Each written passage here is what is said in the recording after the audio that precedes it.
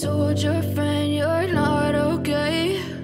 And tell me what's wrong and why you never said you felt that way. And guess you're trying to stay strong and fake a smile until I look. Samantha's mum, Carole Packman, disappeared from the family home in 1985, and for years Samantha believed that she'd left of her own accord.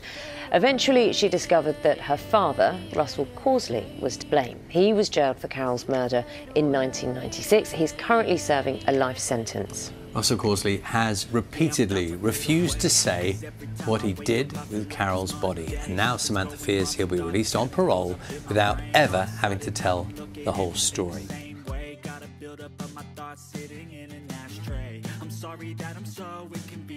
That people do not forget.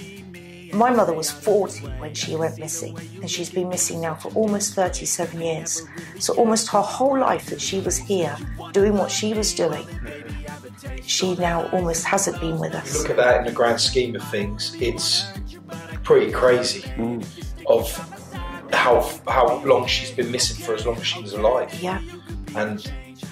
And when you say missing, there has been still nobody. Yeah, I was going to say there's 2 murder convictions. There's the only one of its kind, isn't it? Yes, we're the first family to ever convict someone twice of murder in the absence of body. Can you give me a bit more of a clue? Is it my mother? It's not your mother, but it might lead us to your mother. Okay. Fucking hell. With everything that I had been made aware of, is that I too did honestly think that my father had done the ultimate worst to my mother and had killed her. And so it was just a really crazy time, and he was uncontrollable. Yeah, and I was either gonna kill myself or I was gonna kill someone. And it was look, that was the bottom line of it. I actually called the police and had him put inside. Well, no, I'm sorry. It took me a long time to realise that you don't fight fire with fire, you fight fire with water, right? It took me a long time, and I was just fucking angry. And there was no, I was hyper-vigilant, I was answering the door with a baseball bat. I've got 4 locks on my front door.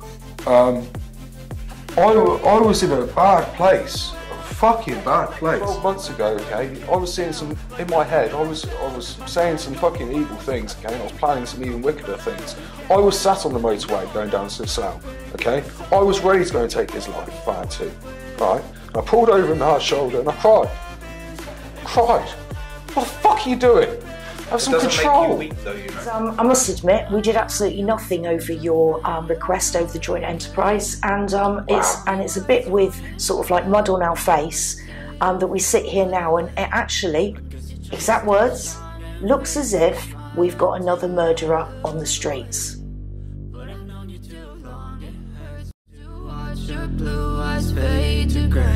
Today we have an amazing guest here. I got put on at last minute, but I'm really happy that this is happening. So I appreciate you coming. I appreciate everyone coming as well. Thank you. Introduce yourselves, guys. Tell us about this crazy, most insane journey that your family has gone on. Okay, first of all, forgive the tears. I've just been laughing, not crying. My name's Samantha. Samantha Gillingham. Prefer to be called Sam, please. And I'm 53 years of age, and my father in 1993 faked his death, and he was for £1 million insurance fraud, and he was found alive and well around about 4 months after he went overboard off the coast of Guernsey. And my mother had already been missing for 8.5 years up until the point of when he faked his death. And then when my father was found alive and well, they then obviously then started to completely look into my mother's disappearance. And unfortunately, my mother has never been found to this day. And my mother went missing in 1985, so she's been missing now for 37 years this year in June. So did they not start looking into your mother's disappearance until your father had faked his death of at sea, going overboard? Yeah, I think that my father was very good at portraying this picture of being a very well-to-do man and living in a very, very nice detached house and with a very nice car, and you know, a mother that's gone, a wife, sorry, that's gone wayward, and a daughter that had also gone off the rails as well. And I think that he was very, very good at being able to play the police. to make sure, and also obviously for his own gain, to make sure that he kept the police and any investigation by controlling the situation, as a lot of criminals do by playing a victim. By playing a victim, and obviously The perfect person. yeah, trying to get away with the perfect murder almost. Yeah. But greed overtook him, and he'd always said that he would be retired by the age of 50.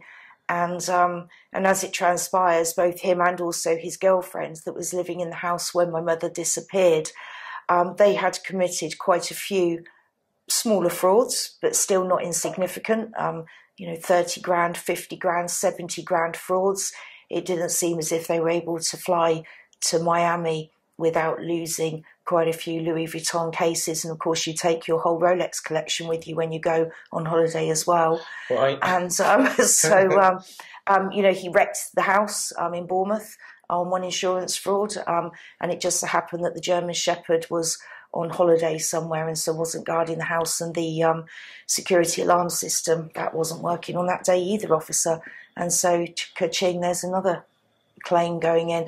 But their big one was, to be able to retire, and that was that they would hire a yacht from just near Portsmouth and sail out to Guernsey for lunch, and then it would then be called Man Overboard. They'd already set up a... They named the ship, the boat, Man Overboard. No. I was going to say, if that wasn't a dead giveaway of yes, named Man Overboard, and then a man goes, I was like, no, he couldn't have been that blazing, surely. No. Like, wow. No, the ship was called La Tanoir, and there was 4 people that went on the yacht. There was my father, there was Patricia, my father's girlfriend, there was a man who was my father's solicitor, Anthony Hackett-Jones, and there was a woman from Bermuda who was a long-term friend of Patricia. And I think in some ways that when you kind of like say it like that, it's almost like this is the start of some sort of mad film of like these 4 people that are thrown together and put onto a yacht and then decide to go off and sail in Force 8, Force 9 winds with limited capability or knowledge. I think Anthony Hackett-Jones was the only one who actually had any knowledge of yachtsmanship. And they went and had lunch, and then only 3 of them went back onto the yacht. As to who truly knew exactly who had gone, that my father hadn't returned back to the yacht and who was exactly involved, I don't think, well, I know that I would never ever truly know as to who was completely in on the deception. But certainly Patricia played a very, very key part. She was the one who made the Mayday call in the middle of the night. And I don't think, I don't think to this day that my father nor Patricia quite appreciate just how much damage that they did at that time for when the police then turned up on the doorstep to say to me that my father was missing, presumed dead. And I can tell by your voice and the way that you've carried yourself while saying that it was a hard thing for you to deal with. Getting that, your mum going missing, and then later on your dad also going missing. Yeah, I'm feeling very, very lonely because I didn't have any family members, because if I just step back just fractionally from when my mother went, when she went, is that I was 16, I was just leaving school. I was very, very active with the normal stuff that 16-year-olds get up to, Bournemouth, going down to the beach, etc. Things weren't brilliant at home, but really and truly, though, you're quite selfish, you're quite sort of self-insulated. And, and I'd started to become a bit rebellious as well. And but within a matter of months of my mother disappearing, my father then unexpectedly then says to me, I don't want you to live in my house anymore. And I'd already, not so long beforehand, because we'd been in Italy shortly before then, living over there for about 6 weeks or so. And I wasn't happy. I wasn't happy with the dynamics of how this family all of a sudden had changed. Patricia had always been there, but now my mother had now gone. And even though I didn't really get on with my mother, that was beside the point. The dynamics of how we were and the core of my parents and I, we were very, very much an insular family. We travelled hugely around the world. You know, we were never in one place for a very long time. And so, and I was Daddy's little girl. My father was very, very strict with me. But regardless of that, my parents were the ones who said to me, when you're older, if you have a boyfriend and he wants to come and stay, you're going to be able to stay. Your bedroom will always be here for you. Doesn't matter what, it will always be here for you. When you're old enough, we'll buy you your first flat. We'll help you with that. The reality was that within a couple of months, as I said, of my mother going, and me then being asked to leave home, and me basically, I mean, I literally just got up from the dining room table, and we lived in a very, very nice, comfortable house, you know, nice cars, and I was 16, as I said, and I'd literally just taken a sip of red wine from a crystal cut glass and put that down onto the dining room table. Father sat at the head of the table, and I literally just pushed my chair back and I said, okay, then fine. And I got up and I went upstairs. I went and got my coat and my boots on. I didn't take anything with me, and I had Patricia at the bottom of the stairs. She's a very, very good actress, and she was there, and it was only then later on that you look back on these snapshots of things that happened in time, of her stood there going, oh, Sammy, please don't go like your mother did. And you just, you know what, okay, I don't like you either. Yeah. I've had enough of you. You know, you can be stuck with him now. And I walked out, and I stomped off through Bournemouth Gardens with a fire in my tail, picked up my cigarettes as I was walking down the drive that I used to secrete in the bushes, 20 Raffles lighter, lit up a fag, and just thought, you know what, that's absolutely fine. I'm out of here. I was so, and I think actually most probably that it actually saved me, to tell you the honest truth, that I did have that independent, fiery streak in me to think, I don't need you. Did you feel like maybe when she said, we don't want you to leave, like your mum did, that she was trying to tell you, or was you told, that your mum just up and left and that she just disappeared, and that was her way of trying to put that in your head so you didn't start accusing them, because now hate has become part of your emotional factor now. So yeah. You sort of put that in your head last minute to be like, no, I'm going to be like my mum, I'm going to walk away just like her, because now I understand why she walked away, to try and take you away from the fact of, I hate you. Now I know that you've done something. I'm now going to focus on that. I don't think, at that time, I did not know that there was anything untoward whatsoever. I think, again, just to step you back just fractionally into those final 6 months, the final sort of 6 months before my mother disappeared were pretty intense in that household. Patricia had been living in the house for the best part of a year. How did she manage to be a part of your family in the house? Okay, so we had come back from Canada in 1983. Oh, you really did travel, didn't you? Oh, yeah, we travelled. I mean, I went to 17 different schools in 3 different languages, wow. And they're the ones that I can remember. I emigrated to Canada for a week once, landed on a Saturday, due to start school on the Wednesday, and my parents said, don't bother going to school because we're leaving the country again the following Saturday. You must have really felt like never settled. Never settled. Always had a house in the UK, apart from the last time when we left. But we always had a house in the UK. But yeah, it was pretty nomadic, but it was quite posh nomadic, if you know what I mean, in some ways. Although not always were where we lived, was it completely normal, you know. But anyway, we came back from Canada. My father had only had 1 week to come back into the country, buy a house for my parents to move back. And we moved to Suffolk. Not far from here, actually. We lived in a beautiful house on Dandy Corner in Cotton, and detached, owned by 2 spinsters, an absolute flipping wreck, 3/4 of an acre of ground. And my parents, instead of me coming straight back to this country, they came back and they sent me to Germany instead. So I went to Germany for 3 months, and my parents were absolutely on their asses. Okay, they bought a house. They were driving around, though, in this old blue Mini Traveller van. But this is where, so my life has always been of such extremes. So they were absolutely broke. But when they came to Heathrow to come and pick me up, and I had my 10-speed alloy boys racer with bicycle clips and everything that I'd taken with me over to Germany, now brought back to the UK, they still took me to Harrods for tea. still walked me around Harrods. It's just wait till the present. Walked me around Harrods, Right. okay? And I saw a sit-on bright red tractor lawnmower, okay? And I was like, oh, Daddy, look at that. And he said, yes, darling, anyway, come on, we need to go. And we drove all the way back from Heathrow with my 10-speed racer and my suitcase in the back of this mini traveller van. And obviously I'd never seen the house before, and it's remote. And anyway, we got back home, and then my father then said to me, oh, Sammy, could you go out to one of the sheds? And they had these old wooden sheds and like, the drying sheds for apples, etc. Yeah.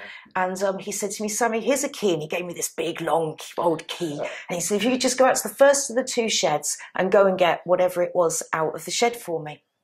And I went out there in the pitch black with my torch, and I opened up the shed's door. And when I opened up the door, there in front of me was a bright red sit-on tractor lawnmower. And it wasn't the one from Harrods, but he'd already bought it. But he had purposely, I think, taken me into that area of Harrods, knowing that sort of thing, because I was quite a tomboy. Yeah. I wasn't, I played with dolls, but I was also the one that would be climbing the trees, etc. and stuff like that. And there was this red lawnmower, and of course I then ran back to the house, and I was just like, oh my goodness, Daddy, I can't believe it. And then because my father, when they first got the house and they first tried to cut all the lawns, and we used to have an orchard, we had walnut trees, we had an ornamental lawn and an ornamental ponds and everything, and a big vegetable garden, and it had taken him something like 7 hours to cut the lawns. Wow. With a fly mow. Yeah. And so that's the reason why he then got this sit-on lawnmower. I don't blame him. But anyway, I've digressed completely about utter rubbish.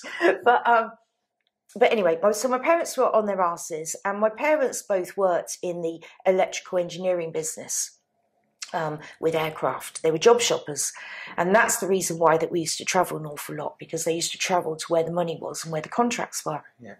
And so when we came back to Suffolk, my father then went into selling insurance, endowment policies and stuff like that. So in the early 80s, that was all the big rage at the time.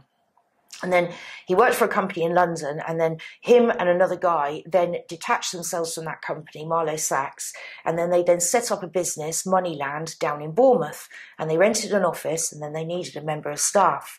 And you know what's happening next. They advertised for somebody, and in walks Patricia Causley. So Patricia Causley, completely opposite to my mother. I look quite... Did she already work for the firm that they had already detached themselves from? No. She was in Bournemouth. She worked in Crust Restaurant as a waitress. And she then replied to this advert. And straight away, my father was not... he never had been a completely faithful husband. Mm-hmm. So having an affair was not out of the ordinary, really, for my father. And in fact, he had been having one just recently in Suffolk anyway, while my mother and I were still left in the house up there.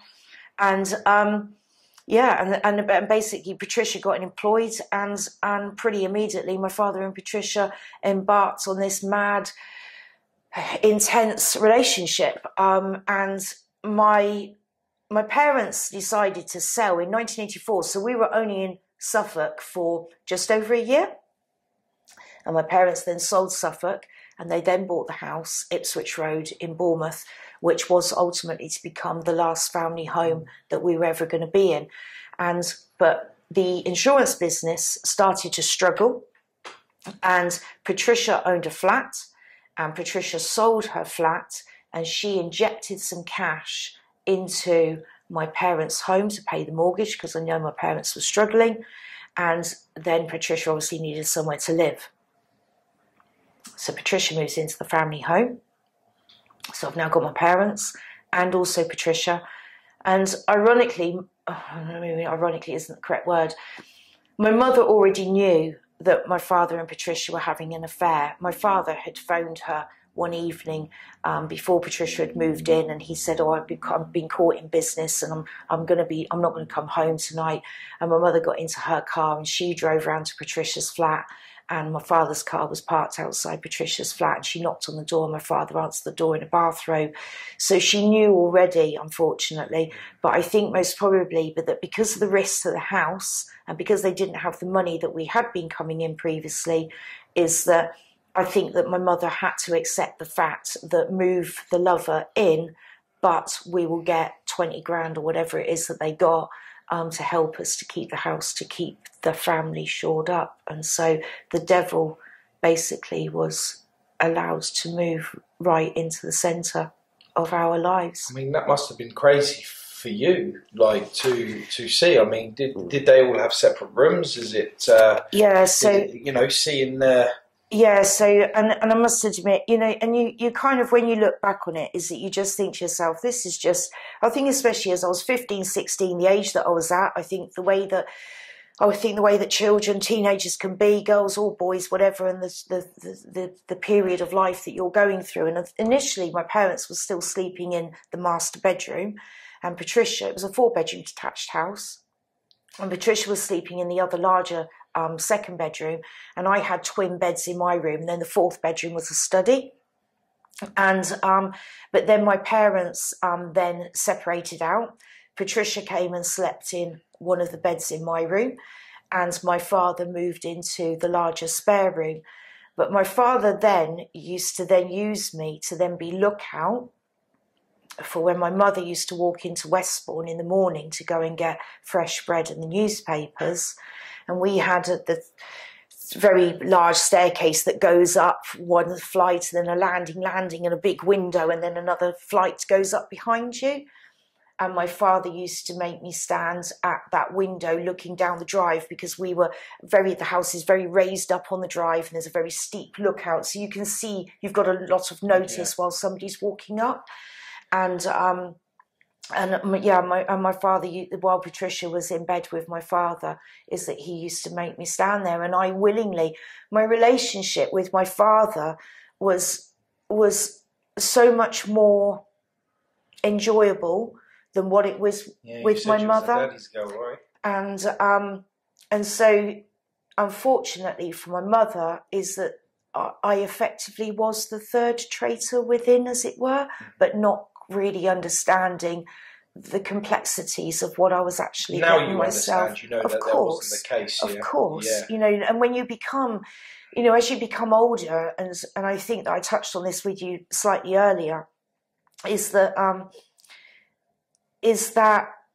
as you get older and you look back at, you could look at one scenario, how you felt initially when that scenario happened, how you felt 10 years on, another 10 years on, another 10 years on. Other life experiences then maybe make you look back at that scenario in a different way. And of course, once you grow up and you realise the complexities of what a marriage is, and what that must have been like for my mother, to know that the woman who actually was taking her husband away from her, taking her life literally away from her, was actually inside the house, and that unfortunately we didn't have the strength of a relationship already in my earlier formative years for me to have gone mother's side rather than father's side.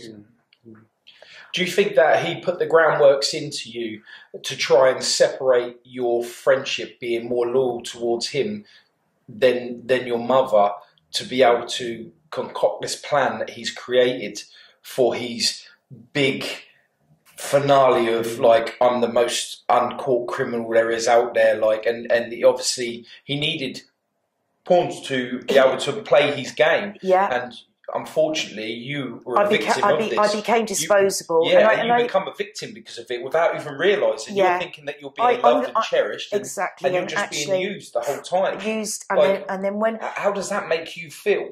Like, the person, that one man that was everything to you, has made you feel so, like, not how you were supposed to feel. Expendable. Yes. Yeah, very, very. And when you've got true love for someone and they treat you like that wasn't really love, that's got to have an effect that's going to knock on permanently forever. Yeah, I think that initially there was no impact on me whatsoever because the fact of me thinking, but I think when I look back is that without a shadow of a doubt, you saying, you know, dispensable and being used, I think as well that for my father, that because I had started to rebel, that ultimate control that he could have had over me, and I think as well, if I could just add, in the December of the year before my mother went missing, the first Christmas that we spent at Ipswich Road in Westbourne, my father absolutely battered me. And when I say battered me, I mean like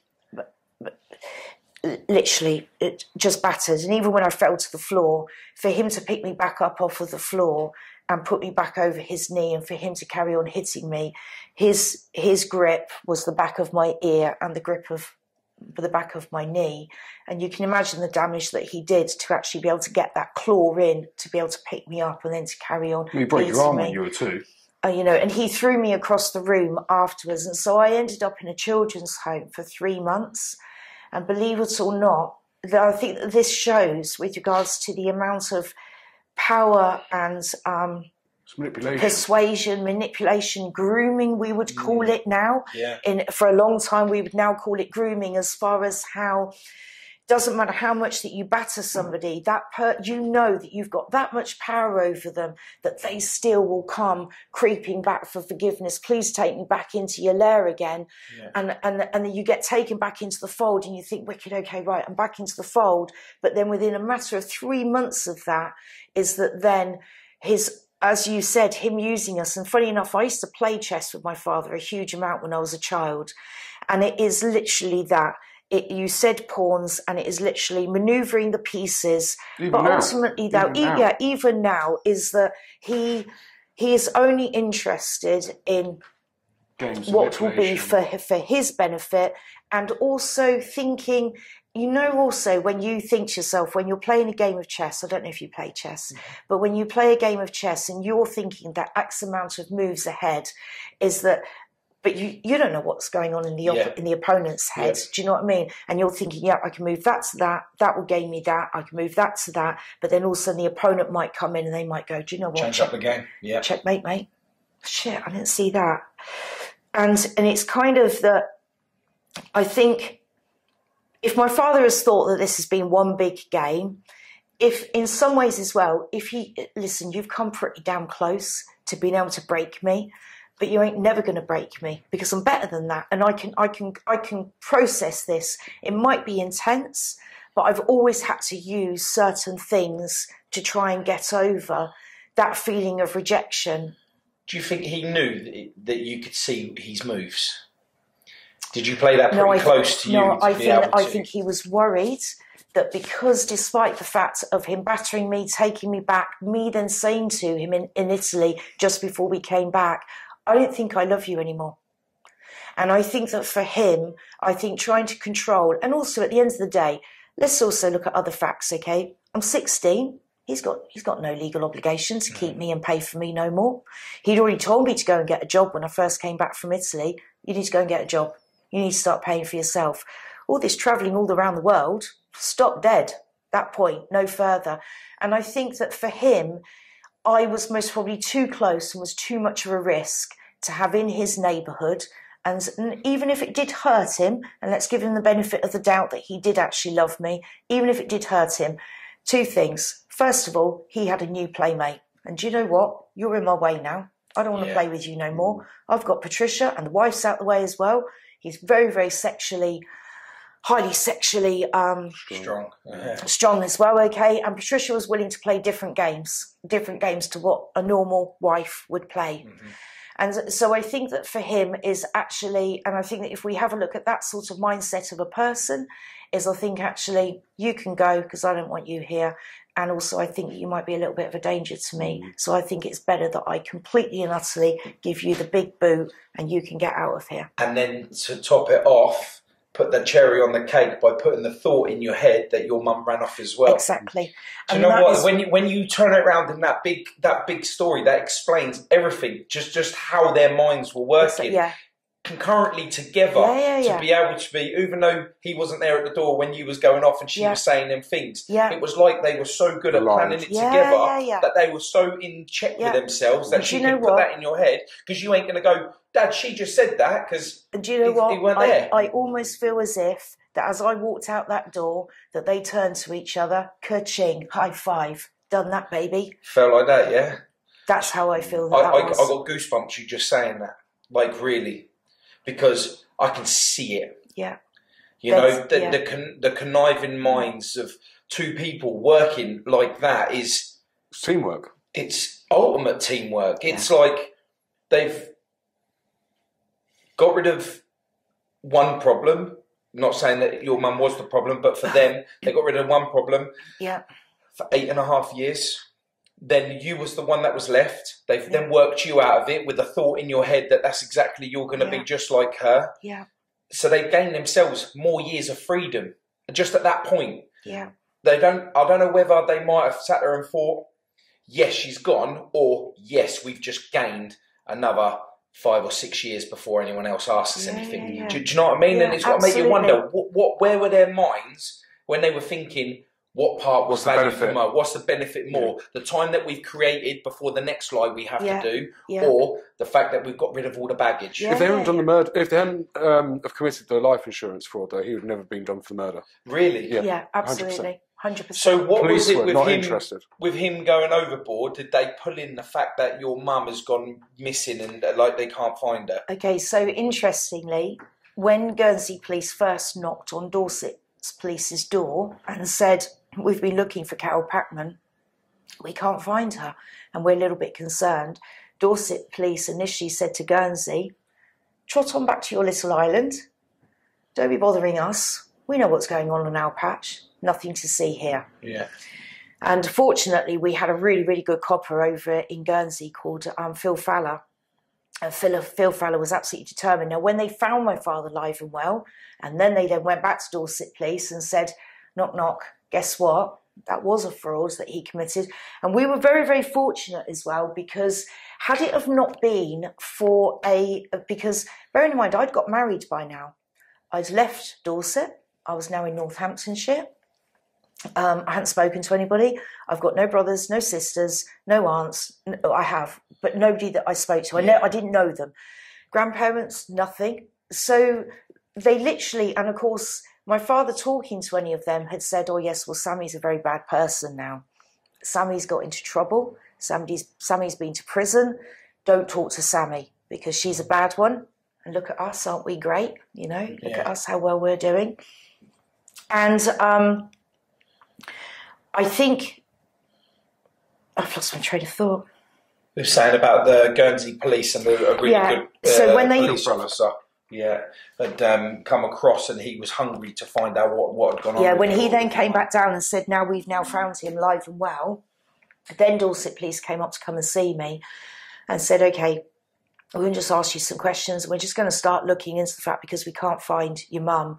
It only took them a week to find me, even though they had no idea where I was in the country, and I'd had a name change as well. So if it had only taken them a week to find me, then they were then getting concerned 4 months on not to have found my mother. And it was at that point then that Dorset Police then started to then look into it in earnest and start to do all of the regular checks that you would have of dentist, doctor, passports, national insurance, and you know, and my parents obviously, even though that my parents worked abroad, it's quite a niche industry. It's quite a small industry, and people know where people are, and they've worked together. And as I will explain later on, is that Patricia knew no bounds as to how far that she would actually go as far as taking over my mother's life, because she used my mother's passport, green card, signed my mother's name off the house deeds, and she went quite far in actually just becoming the new Mrs. Packman, as it were. To the extent of using the first name, or was it just last name that she? Oh, she used a passport and a green card. She worked in the same office. Wow. She even ended up in Canada within a matter of 2.5, 3 years of my mother going missing. Patricia and my father land up in Montreal again.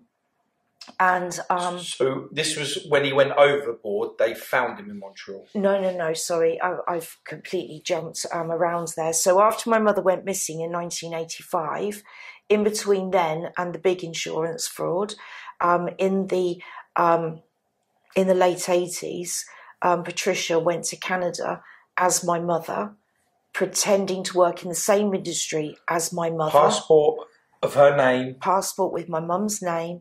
went to work in the same place. Yeah. In the same place, same office as my mother. Did she really look like your mum? No. Nothing. She's a ginger-haired troll, and my grandmother's blonde-haired and beautiful. And the people who worked there contacted the Royal Mounted Police, and the Royal Mounted Police came and interviewed Patricia, and then they kicked her out of the country. So did they press any charges against her on faking No. Nothing. Frauding a person? Nothing. They just kicked her out. They just asked us to leave. Wow. We call her Teflon Trish, but ultimately, that's what had then, when you start then looking into it and what have you, it was quite clear that Carole wasn't alive. And if they hadn't looked into the life insurance, if they hadn't committed to life insurance, no one would have looked at my grandmother for the pure reason that Patricia had been into who we believe to be Patricia, had been into a police station to say that she was Carole Packman alive and well and didn't want to be found. But do you know what I also think that it was? I also think that there was an element of the fact of me going back to when I said to you about the police doing all of the normal checks, is that then if somebody then had a look at a passport, for example, and said, oh yeah, look, Carole Packman, yeah, she flew over to Canada in 1987. Oh, look, she is still alive post-1985. And I think, again, the level of deception of as to how, of what degree that they would go to make my mother, make my mother disappear, but still be able to leave some sort of paper trail to show that she was still alive, so that again nobody came looking. It's almost Hollywood, isn't it? It's almost like something you'd see on. We're not even halfway through a film of I haven't even started. It's just like utterly. This is just the foundations. Yeah, it's so complex. Like honestly, our lives are crazy. And it gets to, so where are you at now? 93.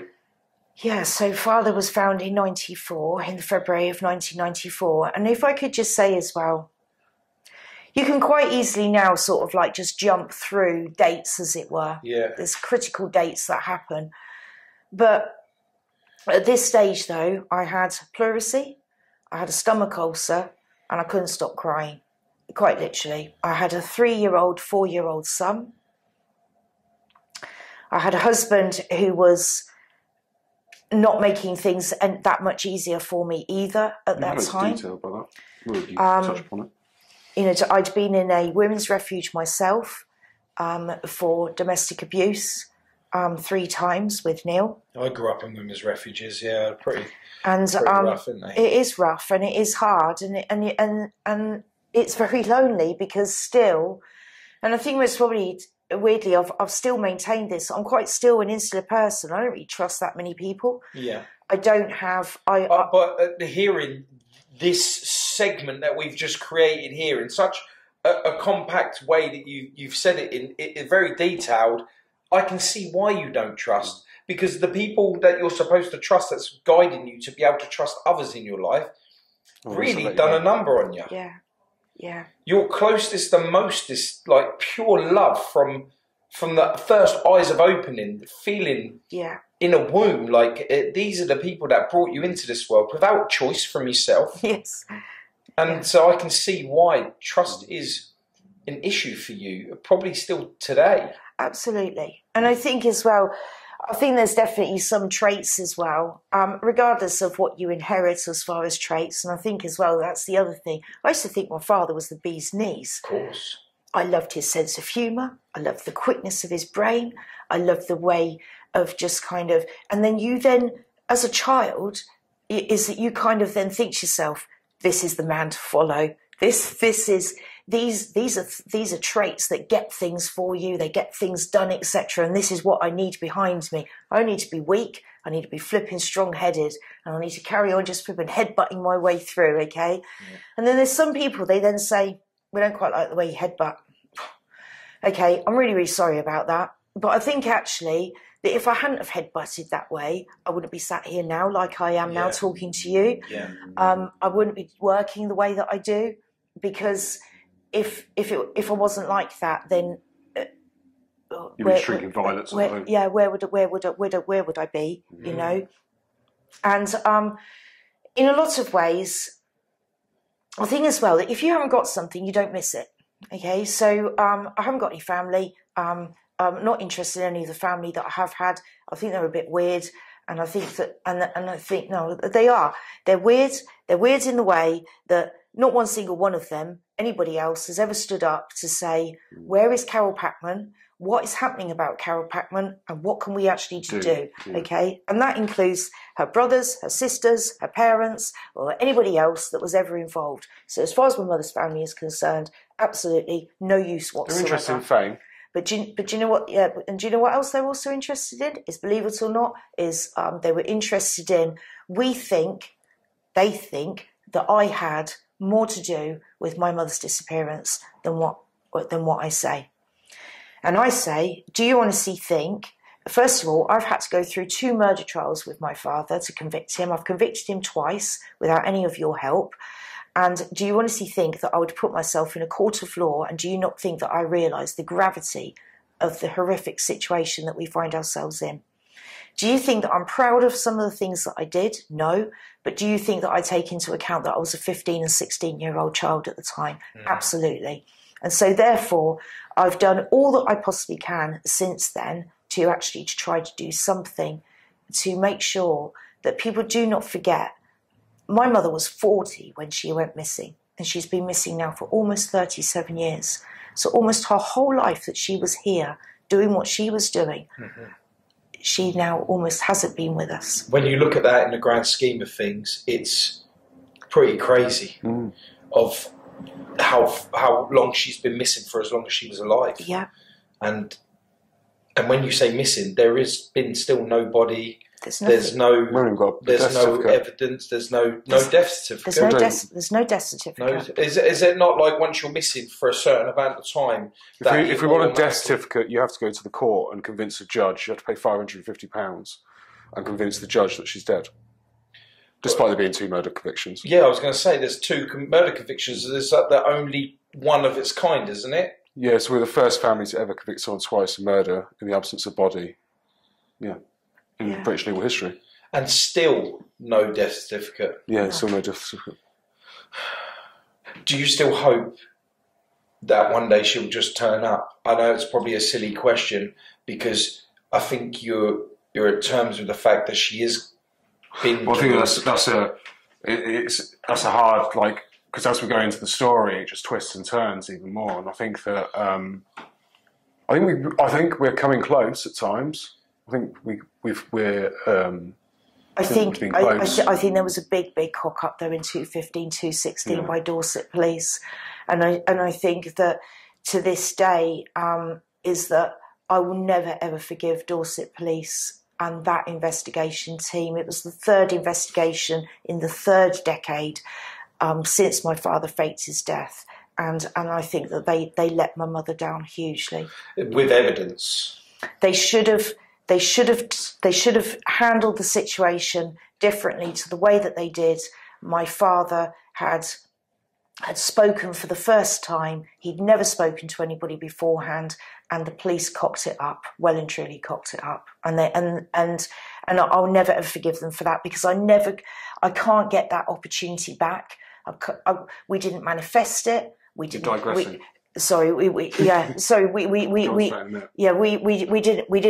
We didn't make it. No, but just to finish it though, is that I'll never ever forgive them for what they did then, as far as the opportunity to be able to possibly find my mother. Wow. So at that time, he openly admitted that he'd killed your mum. He wrote a 6-page confessional statement, which he signed and dated, and I had a phone call. Here's another one out of the blue. It was a Thursday morning. Remember, it's clear as day. I was about to leave to go to work, and it was Dorset Police. And this is how the phone call went. Sam, it's Pat Waller here. She was my family liaison officer from Dorset. She said, I need to come and see you. I need to come and see you immediately. I need you to stay where you are. I said, okay. And I said, is it my mother? And she said, I can't tell you over the phone. She said, I'll be with you as soon as possible. You love when they say that, right? It's like, come on, just give me a clue. You call me up and tell me, but you won't tell me. So I phone at work. I break down. I'm in the house on my own. I break down completely. Oh my God, Dorset police are coming up to see me. Phone these guys, Dorset police are coming up to see me. What's going on? Nobody could come home. Okay, right, well, just keep us informed. Are you okay? Yep, I'm fine. Okay. Dorset police phone up halfway on the way up. Yep, Sam, we're on our way. We're about an hour from you. Brilliant. Can you give me a bit more of a clue? Is it my mother? It's not your mother, but it might lead us to your mother. Okay. Shh. Fucking hell.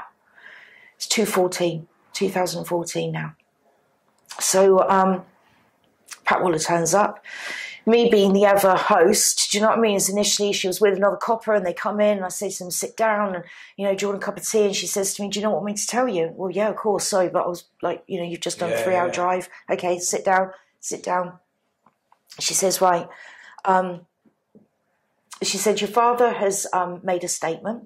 She said, a new murder investigation team is going to be set up. It's not going to be the same as the other murder investigations that we've done. She said, he's given us some information. So I was like, okay, what has he told you? And she said, and I'll never forget this because she was sat at the head of my dining room table and she sat there and she put her arms across the table and she said, Sam, she said, a few weeks ago, she said, I've got a bit of an apology to make to you. She said, a few weeks ago, you contacted me.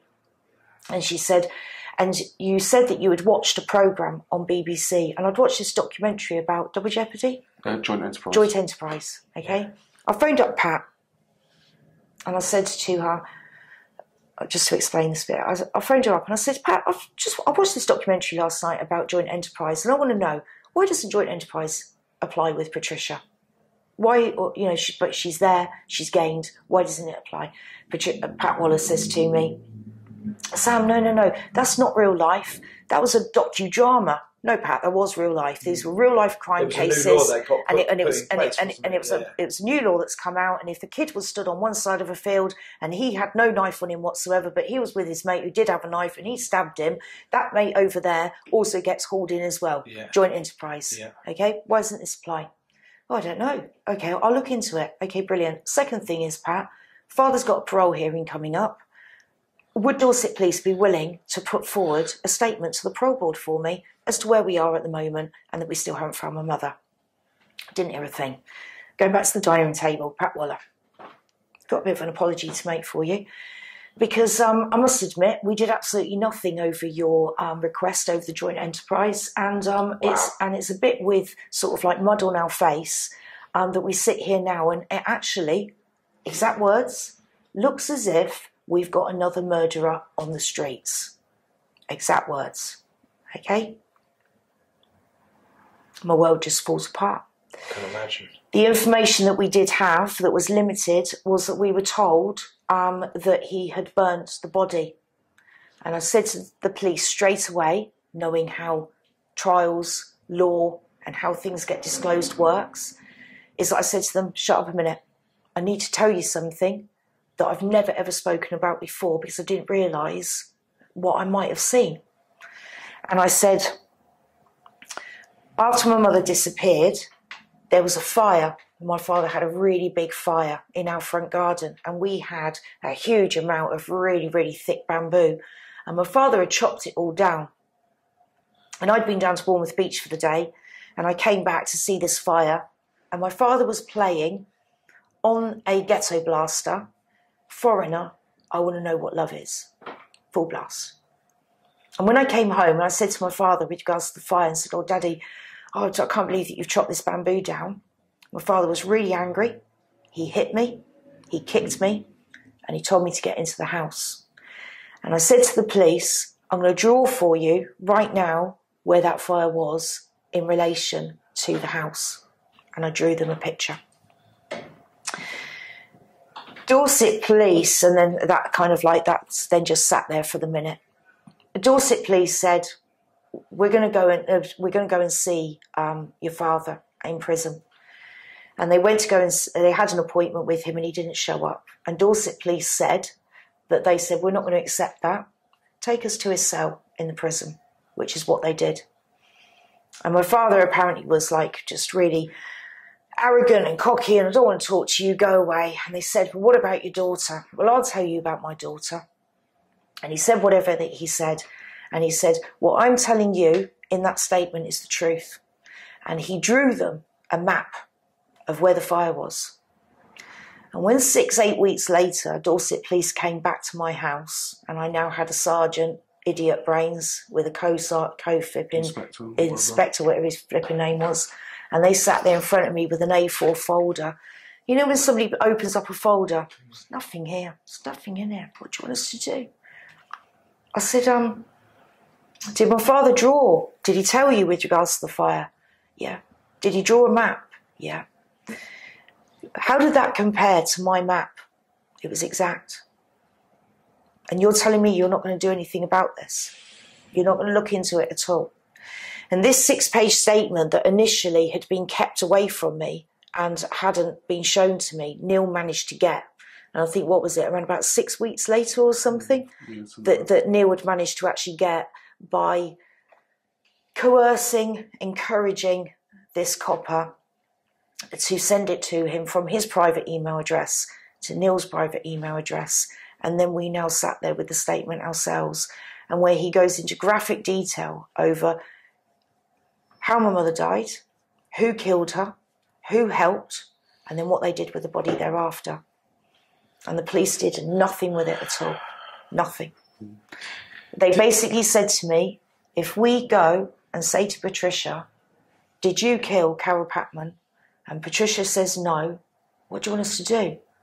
And I went to them, the Hatton Garden robbery had just happened. And I went, with the Hatton Garden robbery, when you go and find somebody and you think they did it and they go, no, Gov, I was elsewhere, what do you do? Shit, I thought it was it. Come on, let's move on. I said, is that how detective work now works in this day and age? Because, and they basically just said, close it. And what I expected them to do is I thought, you know that I've always told you the truth, even if it didn't shine me in a very good light. And you knew that I'm the closest direct source that you've got as to what is right and what is wrong. And when I read, what I expected them to do was I expected them to go through that statement and go, right, we know that's true, hang on a minute, let's go and ask a question of Sam. Sam, your father mentions whatever. Can you tell us what you know about that? Documented legally, could be submitted in a court of law, because it's done in a correct way of actually corroboration, etc., of a statement. They didn't do that. It's just so crazy that I'm not on the law side of things. I mean, you're very clued up on it, and I guess you've made yourself that way, just to be able to gather in evidence. But the daughter draws a map, exactly where the fire is. The dad draws the map, exactly where the fire is. It's a match. You've got him a letter stating what he's done. It's a match. She was a part of the whole thing because she's in with him. It's a match. It's kind of a fucking closed case. Like, how has it managed to still not have that conviction against her to be able to think? Because like you say, like joint enterprise, that law is now in place. It has been for a little while now. It's a very new law. It's in place and it's effective because joint enterprise is how they managed to catch my brother's killers and convict them. Okay. You know, so this is being worked in a court of law daily, several times a day. That this is happening. How did they not pick this up? Do you know what? Unfortunately, it seems to me they've convicted one. They've had my father in, and my mother is not worth the money nor the time. It's down to the funds, isn't it? They told us several times. They said we had it on. We had it recorded. Yeah. I used to record every conversation, every interaction I had with the police secretly because I don't trust them. And we were at the where were we in London? It was the old club. Army. Yeah. Old club. Anyway, for like the old army veterans and what have you, and we were anyway down by Waterloo, isn't it? And we were down there, and we were sat in the meeting room, and as I say, I used to record everything. So I've got the tape going, but the guy we were meeting is the same person that had leaked the letter to me. And Mum puts it to him and says to him, and he laughs in return. And, like, there's an awkward laugh. He even accepts in the IPCC at the time. He laughed. He says, I laughed. And he tells us to go and do a multi-million-pound TV production, which is where the investigator came from. That's what you told us to do. We said, what do you want us to do with this information? And he said, go and do a multi-million-pound TV production. Because the police isn't here for you. Because the police hasn't got the resources at the time. You're not the only murder case. And I used to say go to public, him, they'll deal with it rather than what. Well, that's what. But it never got us. It isn't. That's not correct, though, is it? That's not what they want you to do. No. You can't have people flipping running around the bloody countryside. Do you know what I mean? Just thinking, just like the police are amateur if they're letting other people to do. It's a joke. It's an to absolute do their joke. job for them. Should I tell you what as well is that because of the fact that I'm in this unique situation, which I wouldn't envy for anybody to have to go through. However, to have gone through, bearing in mind that each one of these investigations, this isn't just like 6 months or a year. When the police first came into my life in October 1993 to say my father had faked his death, to the point of when we got to the first murder trial in Winchester Crown Court, it was 3 years, 3 years and 2 months that it took us to get to that point. From 1996 of the first murder conviction up to the overturning of his conviction in the High Court, going through numerous court appearances at that High Court, that took us to 2003. So we went from 96 down to 2003, another 7 years of legal arguments before then he finally managed to get his conviction overturned on a technicality. That was the first, that then became the first conviction ultimately to be overturned and then reconvicted. 2004, we then had a second murder trial in Exeter. So you then, as soon as that murder conviction is overturned, a murder team then turns up on your doorstep. Well, he was innocent as well. He was then released from prison. He was released from prison. He was a free man. Up until that point, the murder hadn't affected me. Where did he go to when he was released? Did he try and contact you? Was there any sort of remorse from him, as if to say, like, made the protection measures that were in place were ridiculous? Yeah. We had panic alarms installed in the house, not at our request, at the police's insistence. We had flipping. If we'd called the police, then they would then immediately would have turned up at our house. So they definitely viewed this man as a serious guy. He's a level 3 MAPA offender. Even when he was released at 78 years of age, he came out as a level 3. Wow. This man, because I don't think, and I think that this is the other thing as well, is that I don't think that on the assessment side of it, with actually letting somebody out, even after the fact that he was now free, that they would still put in those measures into the house, where in my son's bedroom, he used to have this box plugged in to the flipping telephone point, etc. And we had these bloody things that you recorded. It was very intrusive. Very you had telephone line recording devices on as well, so that you could record telephones. And that was even at our previous house that we lived at as well. That without a shadow of a doubt is that they did have very grave concern. But did I speak to him? No.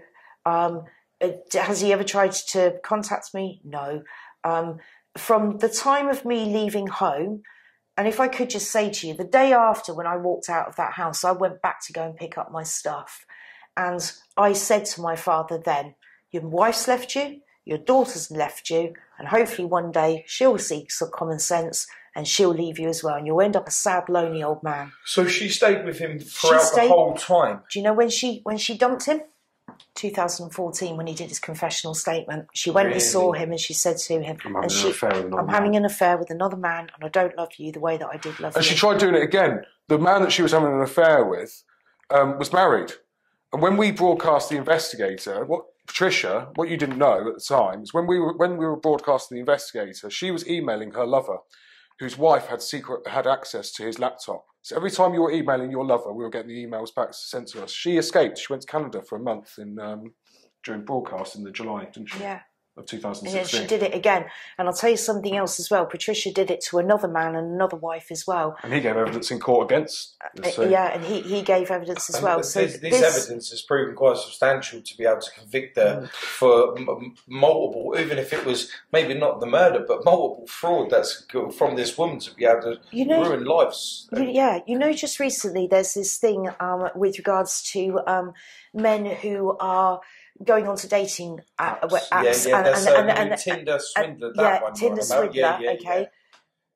Patricia has been doing this for a long time, but on a completely different scale. And before dating apps existed. And before dating apps. This is somebody who has, without a shadow of a doubt, because you have to think, she did take my mother's house, you know, and she did take my mother's career, and she did take the whole of the contents of my whole life as well. The way you've got to look at it, Paul, if I called you a murderer, okay, and put you in 190 countries and stood outside your house with a megaphone, right, and put you in every newspaper and had you sacked multiple times from jobs, as my mother and I have, okay, would you put me in court?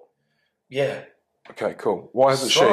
Yeah, why hasn't she? Yeah, for sure. And that's what I said to her. And that almost expresses her guilt. The fact that she hasn't gone ahead and that's all right. It's just a speak. That's what I mean. She hasn't gone ahead and even decided to. You shut them up, wouldn't you? Yeah, 100%. So I don't care. I'm innocent. I'm committing the murder, but she never has stood there. And so a solicitor called me up just before the investigator came out, and I had the confession letter. Tricia obviously didn't know that I had the confession letter, and her solicitors called me up. Hickman Rose, Jane Hickman. And I was still on Lombard Street at the time. I just read the confession letter, and she said, my client's going to sue you. I said, fantastic. I said, I can't wait. And I said, I hope your civil litigation is better than your criminal defence, because they're the ones that defended my grandfather. And she said, well, you win some and you lose some. And I said to her, if you give me a platform... She said that to me. I said, if you give me a platform, I said, I'll tell you now, Jane, I'm going to use it. I said, I'll stand on it, okay, and I'll destroy your client. I said, so go back and tell your client, I'm ready, and let us know. We never heard anything. She called up the police, and we went to pretty much we harass her once every 12 months so that you don't get prosecuted for harassment. And we go down and go and see her. We don't cause her any harm. We don't want to hurt her. But we just go down there and remind her that we still exist, and you know we've had a sack. To try and do something on behalf of my mother, really, as well. Of course. But she's still, you know, she lives in a house that's fully funded by my grandmother's estate. We're not interested in the money. I don't understand people that settle out of court. It's like, you know, with Prince Andrew and his accuser, right? Money isn't the motivator. You can't buy justice. You can't buy peace. So you can't buy innocence either. This is true. That you say that. Money's just, it's all grey matter. It's all bullshit. When you get down to the core facts of it, you cannot buy justice and you cannot buy peace and you can't buy innocence, no matter how much you want it. So it's like anything, you can't change history. So Patricia has to have this hanging over her for the rest of her life. We have to accept that we've got it hanging over our heads. But you can choose in terms of how much you allow it to influence you.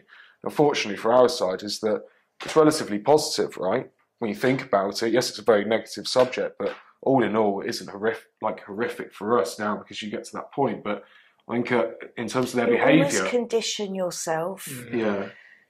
To be able to cope, operate and survive. Yeah. There is definitely, as there is with anything, there is this conditioning, and it's brain conditioning. And I think as well to make sure that if people are saying, for example, I'm feeling shit today, but you know what? There's got to be something that we can find today that's got fight or flight, right? Yeah, exactly. Fight, or freeze. And it's just kind of like, well, do you know what?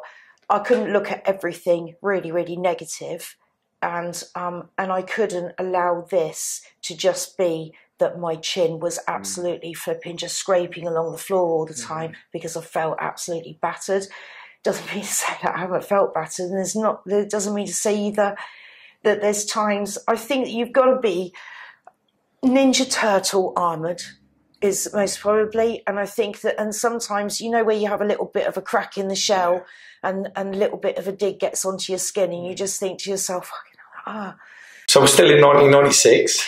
We're still in 1996. So we'd been through, I think that I said to you that it took us around about 3 years from Father faking his death to us then sitting in Winchester Crown Court for a 3-week trial, which was absolutely petrifying as far as the build-up to it, etc., and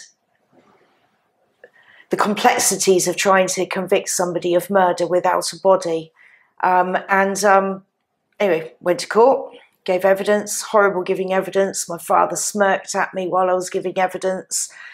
I did actually say to him across the courtroom, because I was trembling, absolutely shaking, there's such big courts at Winchester as well. They're absolutely massive with all the public gallery up above and my father being sat over there, jury right in front of you. And we convicted my father on the basis of circumstantial evidence, and there was evidence from 3 prisoners. There was one prisoner that they threw out of bed, and they said that that was a red herring.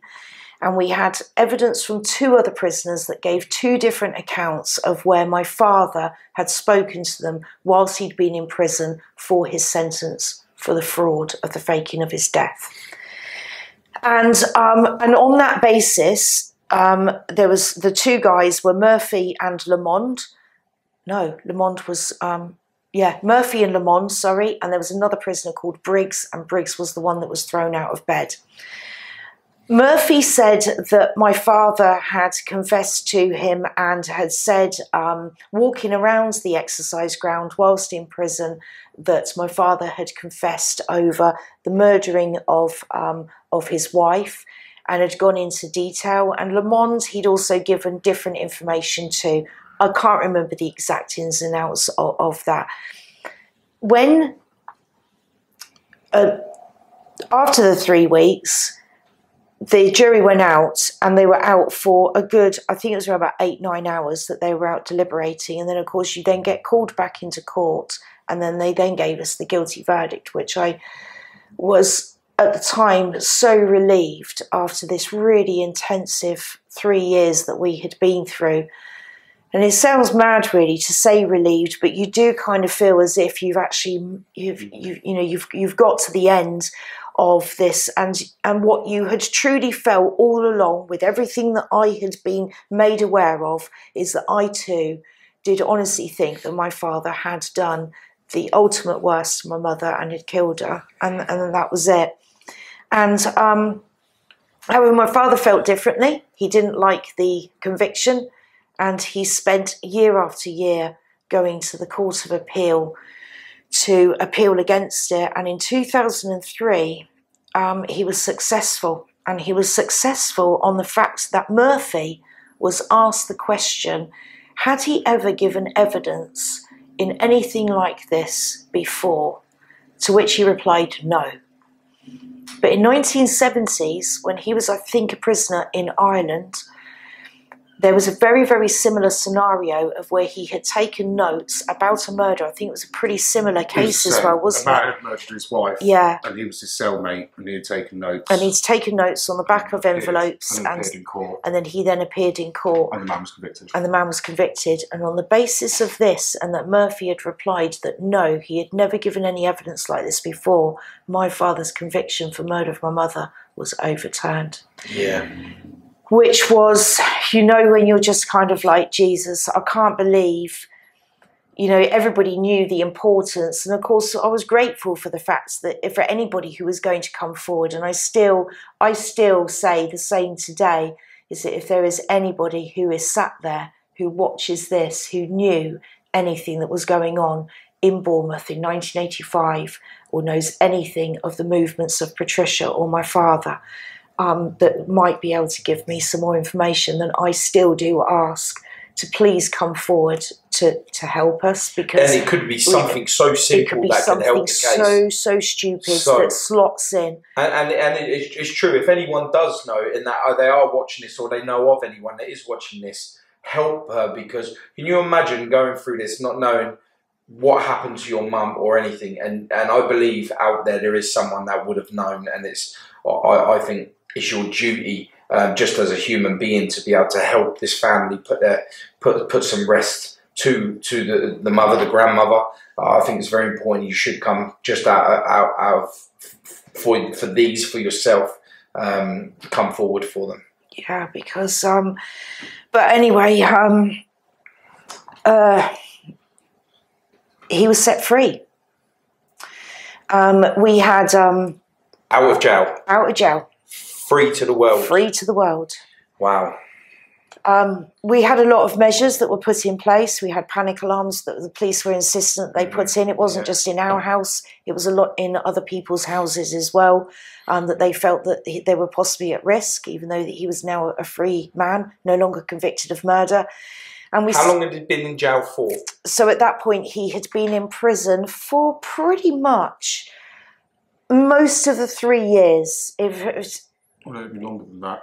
So the first conviction he would have been in. Oh yes, no, sorry, of course, because 96, yeah. So this was now to 2003. So yeah, so pretty much 7 years he'd been in prison for, combined with the insurance fraud. He was let out, and then he was then obviously then convicted of murder, and then he was then back inside again. He got a 16 years recommendation on his life sentence, yeah, we started again. Different investigative team from Dorset. They dropped the 3 prisoners. But the one thing that we did have was that we had some different evidence that we submitted in the second trial that we did not have in trial number 1. Because sometimes families, particularly older generation of families, we don't want to be getting involved in that. Don't want to be saying that at all. And there was an incident where my father's mother, so my grandmother, on my father's side, was in Ipswich Road in Bournemouth, post my mother's disappearance, when my father and Patricia were having an argument. And she overheard my father say to Patricia, "I've already got rid of one wife, don't make me get rid of another." Wow. And the reason why that was not submitted in the first trial was that because my grandfather, my father's father, was still alive at that time, and of the old school sense of they were hugely embarrassed by what my father had done. When my father was reported dead, for example, they lived in Stradbroke, not long up the road from here.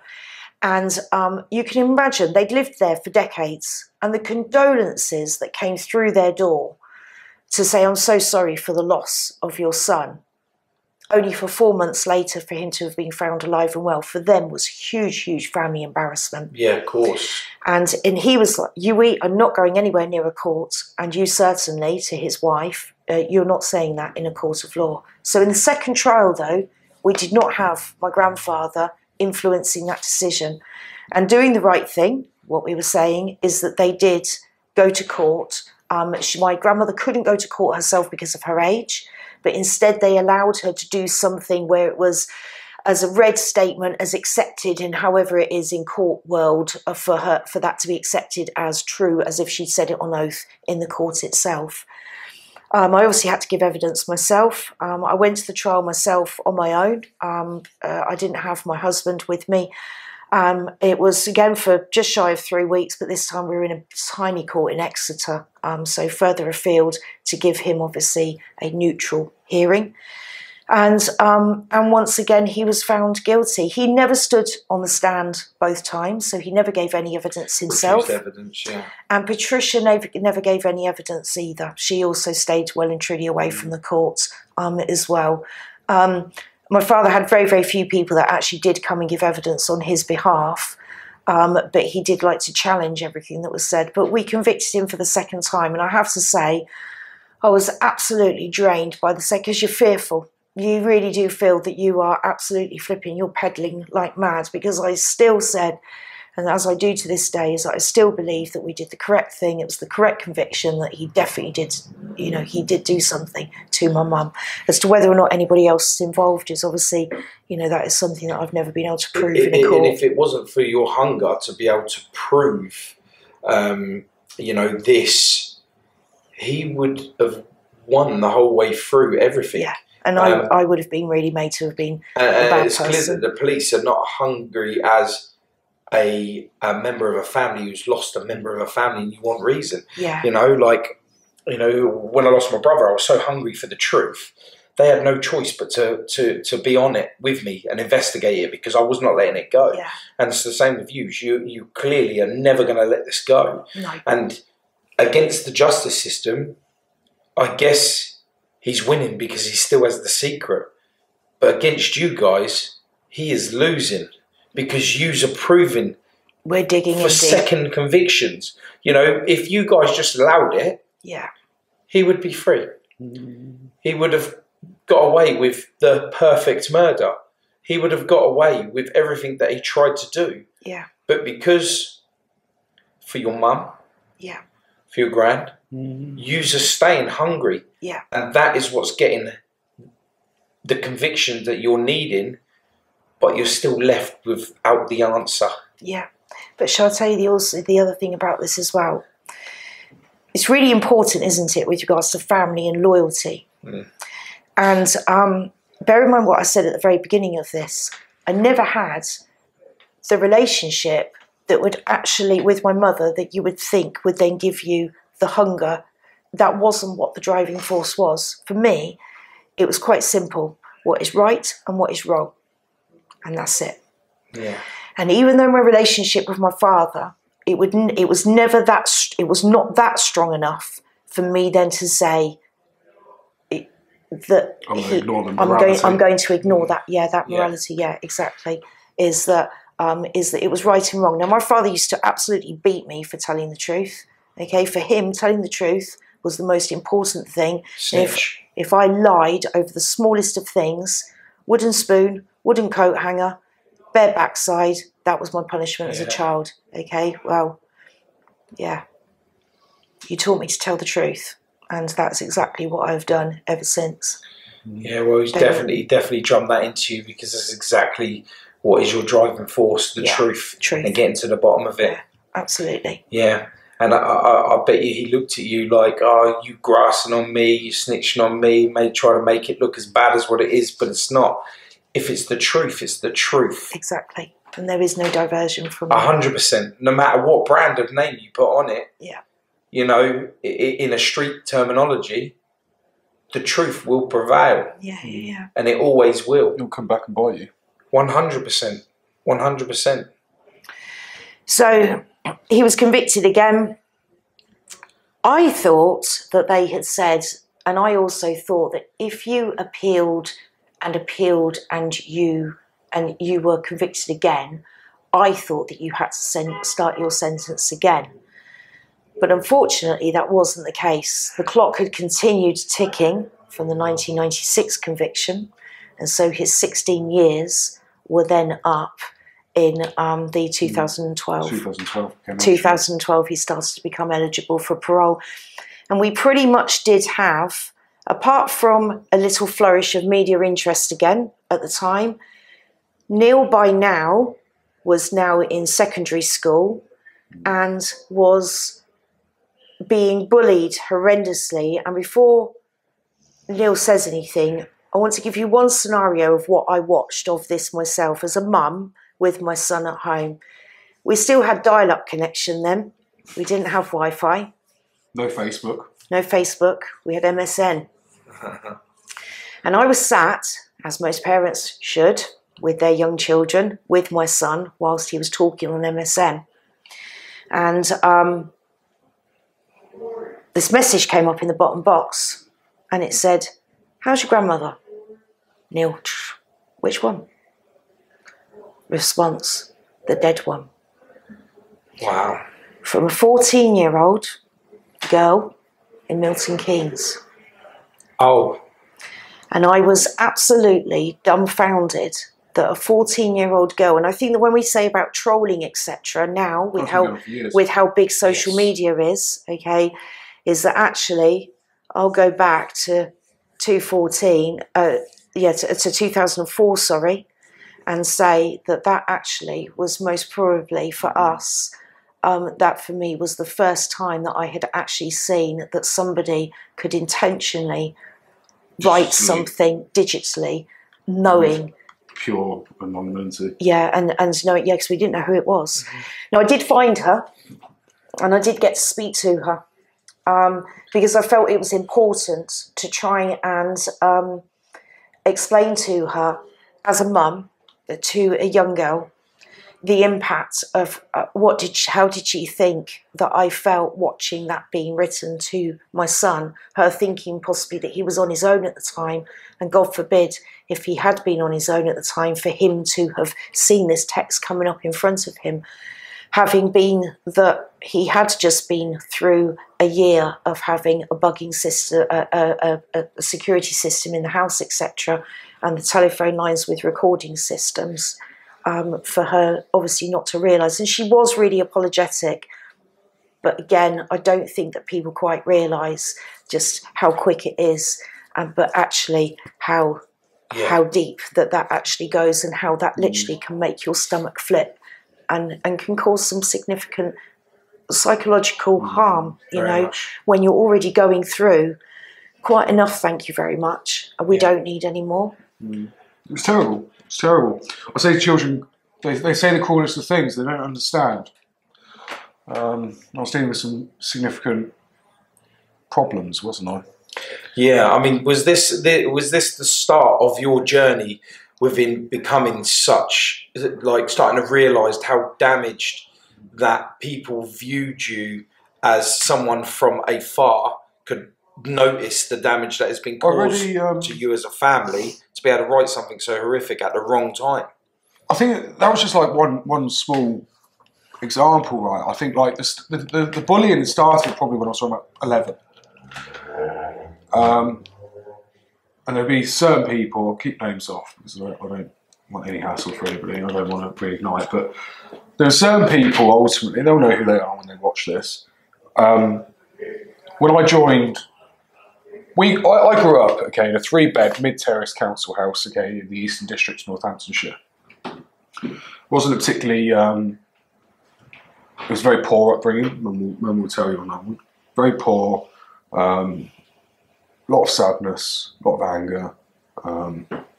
Alcohol, drug abuse. Drug abuse. By yourselves? No, Dad mainly. Not Mum. Mum stayed on the straight and narrow. Mum's never found a crutch in that way. I was too young, obviously, thankfully. But ultimately, you know, where we had come from and the upbringing and what I'd been exposed to, I was a nice boy, Paul. Okay, I'll say that I'm still a nice lad now, but I was a nice boy. I was innocent. Yes, I'd been exposed to certain elements, okay, but that didn't define, it still doesn't now, even more so, but that didn't define who I was at that point in time. But unfortunately, that's the things that people focused on, right? So I was a very young, lost with some little very boy big with adult some, problems. Yeah, some big problems, right?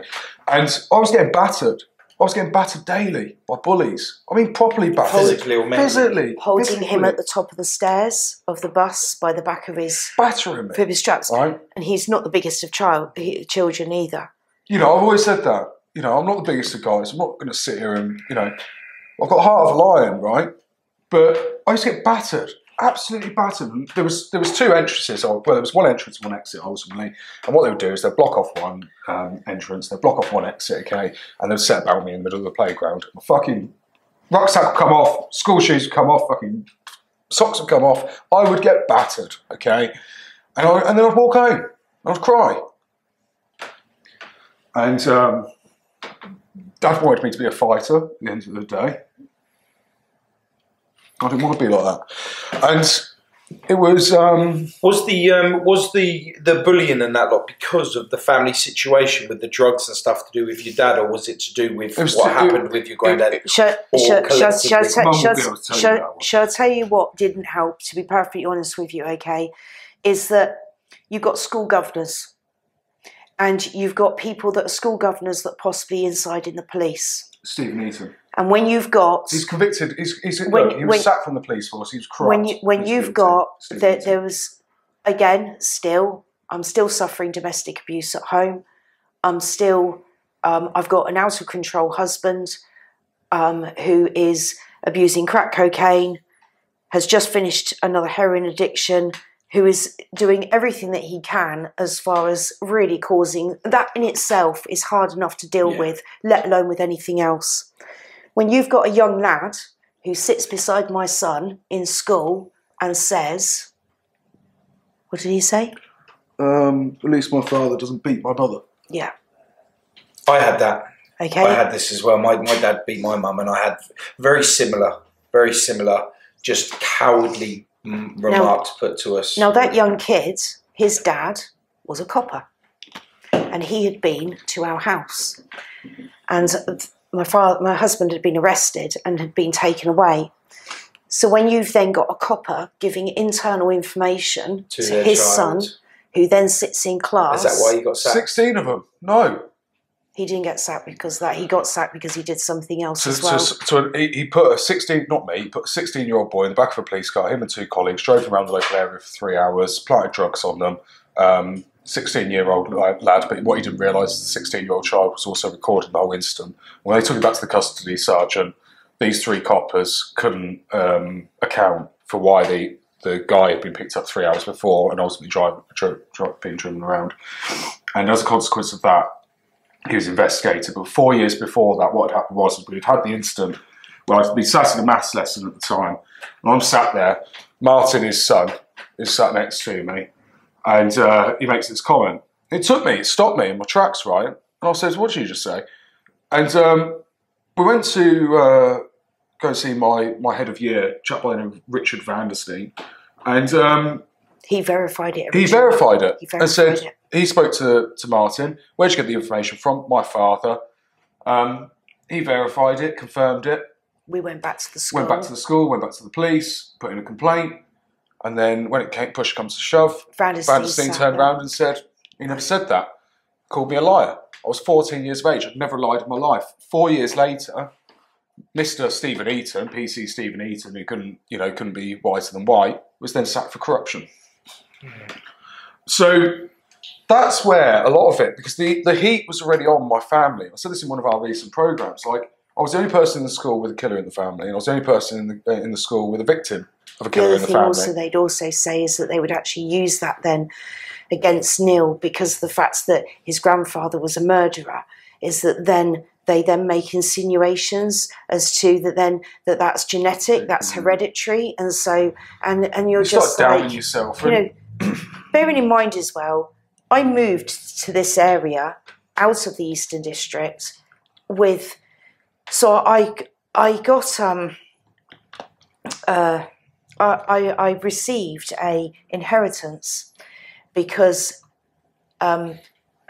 my mother's part of the house had been sold out from underneath her, and because she was insured at the time of when she went missing, is that I went after the money from my mother's part of the house.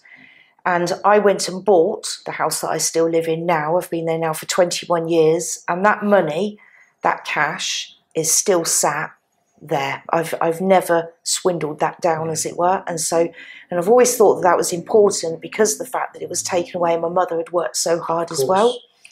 And I specifically moved to this area, and this will sound terrible, but demographically profiled to the area that we now live in, with the villages and the school that I was now going to send my son to, I had way higher expectations than where we were and the school that he was going to.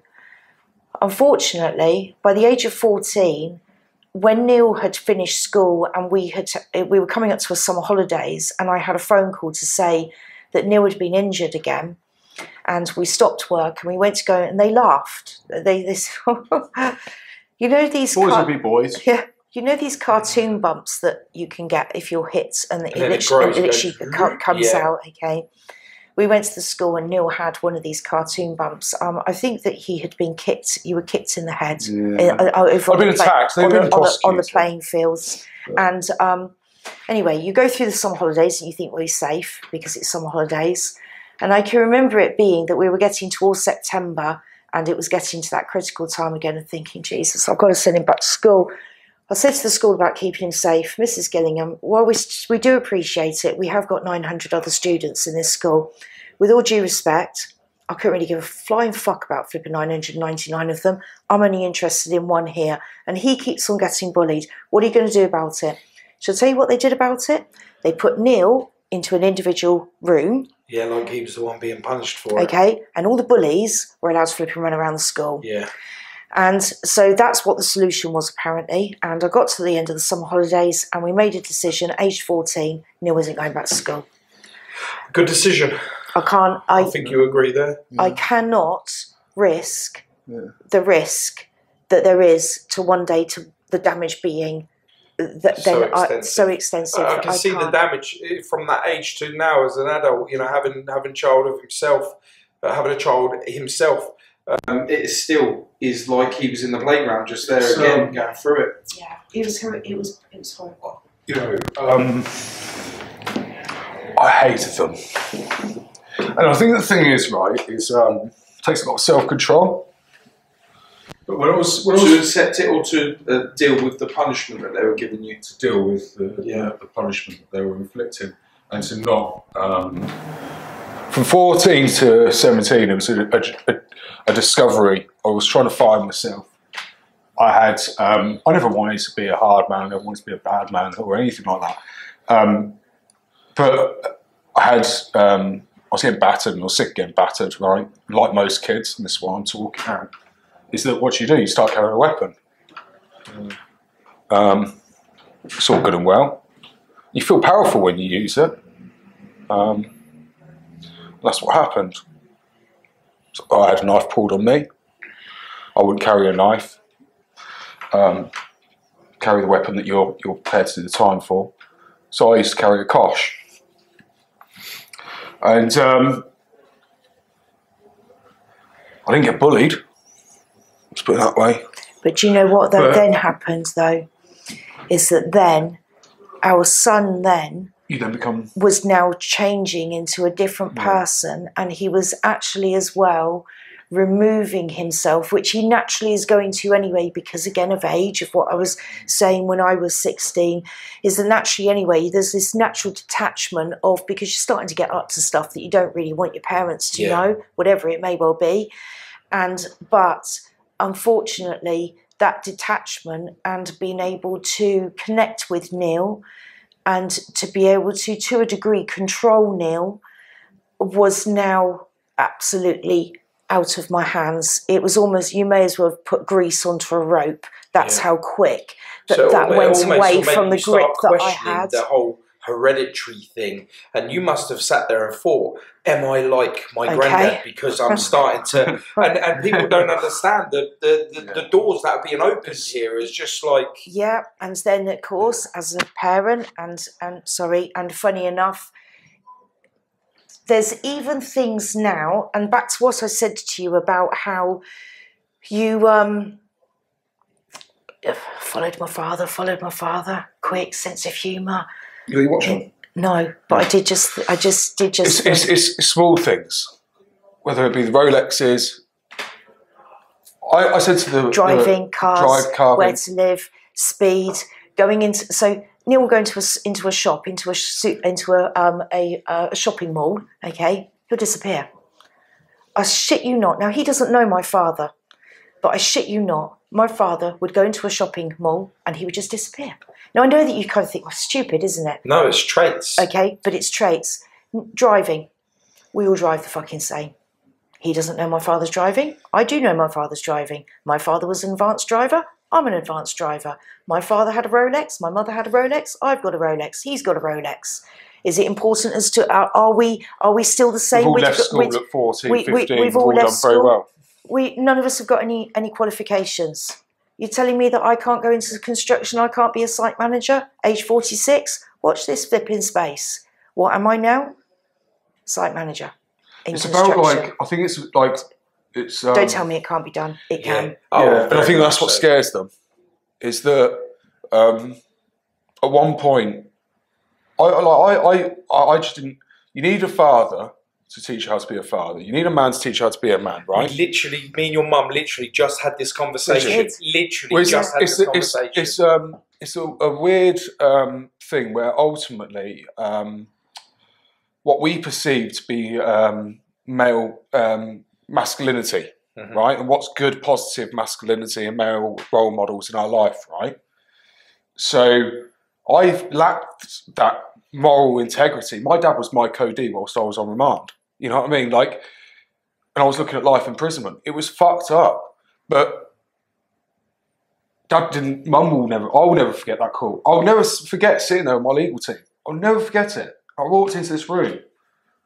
And yet his dad actually was the instigator for the situation of where our son then ended up. I walked into this room, and no word of a lie, I've got barrister, solicitor, paralegal.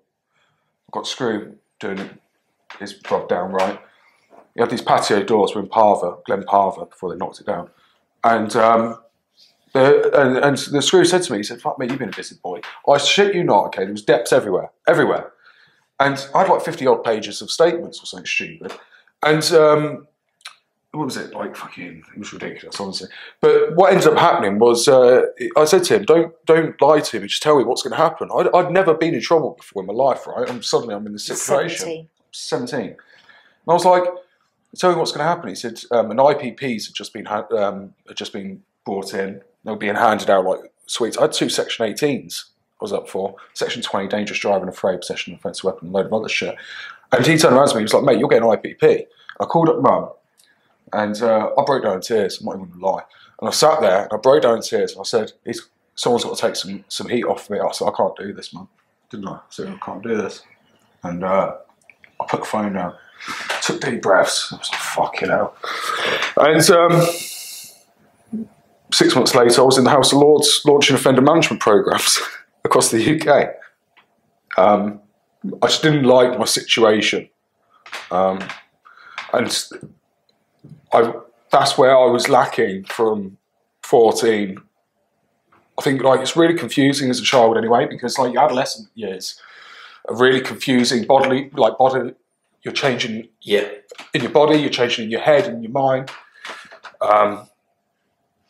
And I just found it really confusing, and I just didn't cope very well with it all. And I was angry, I was resentful. I was so angry and so resentful, because I just wanted friends. I needed people to look after me, look out for me. I didn't need people to kick me in the head or embarrass me any more than what I was ready to be embarrassed in front of national media. I didn't need all of that.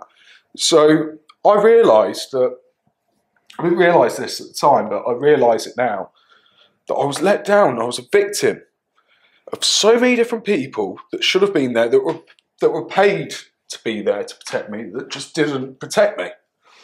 And so it was just a really crazy time. And he was uncontrollable. Yeah, and I was either gonna kill myself or I was gonna kill someone. And it was, look, that was the bottom line of it. I actually called the police and had him put inside.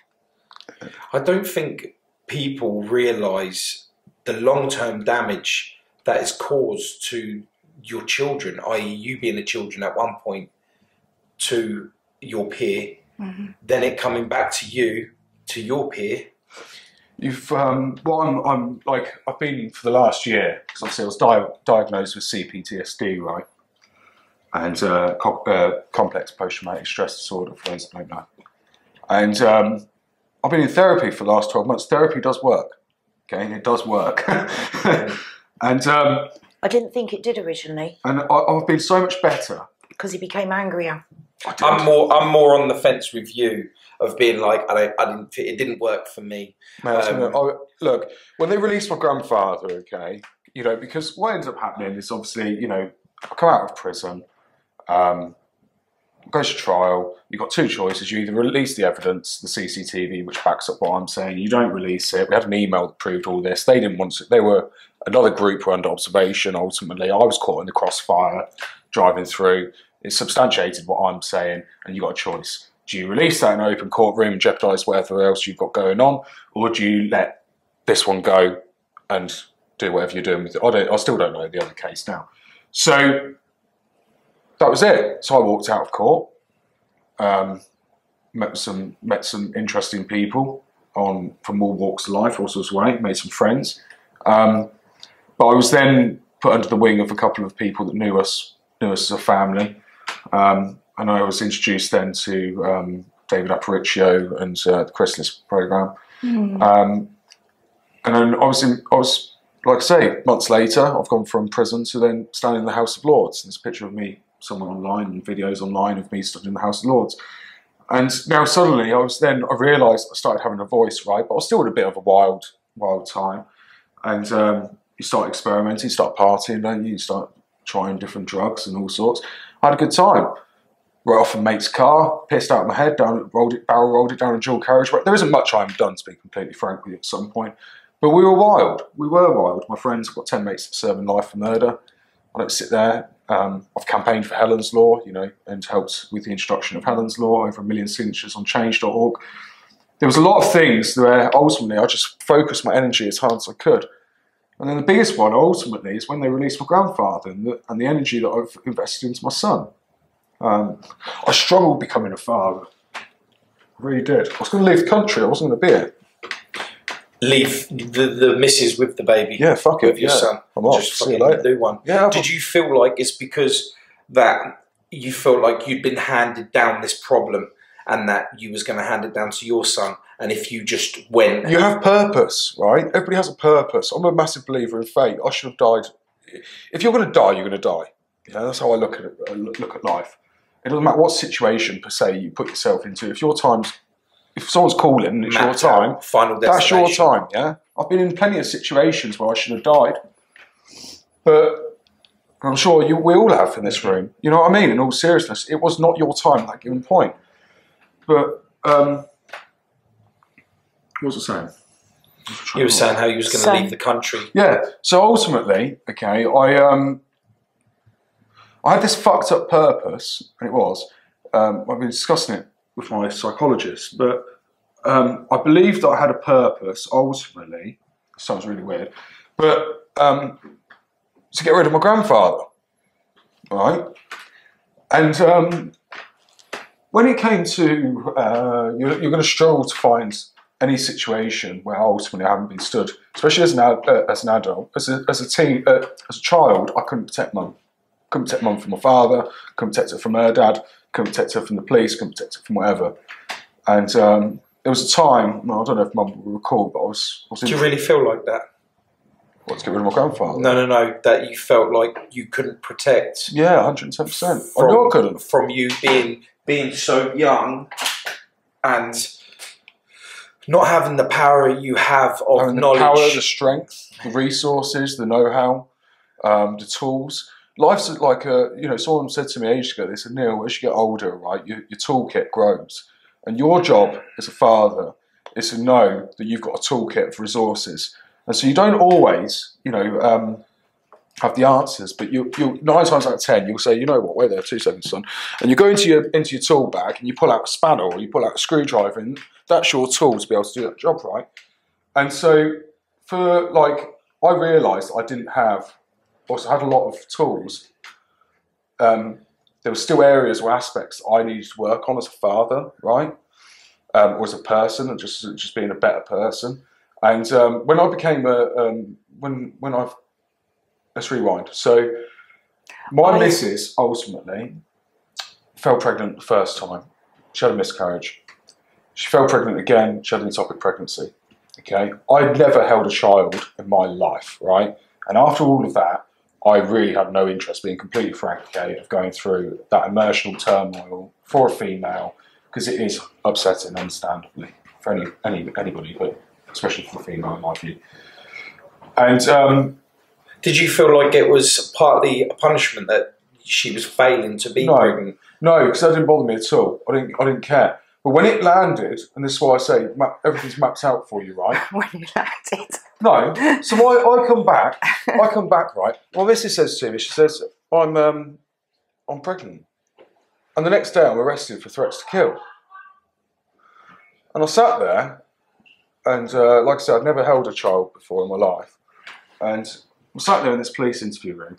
I've got my solicitor next to me, it's cost me an arm and a leg, right? I'm looking at these 2 coppers that I've never met before.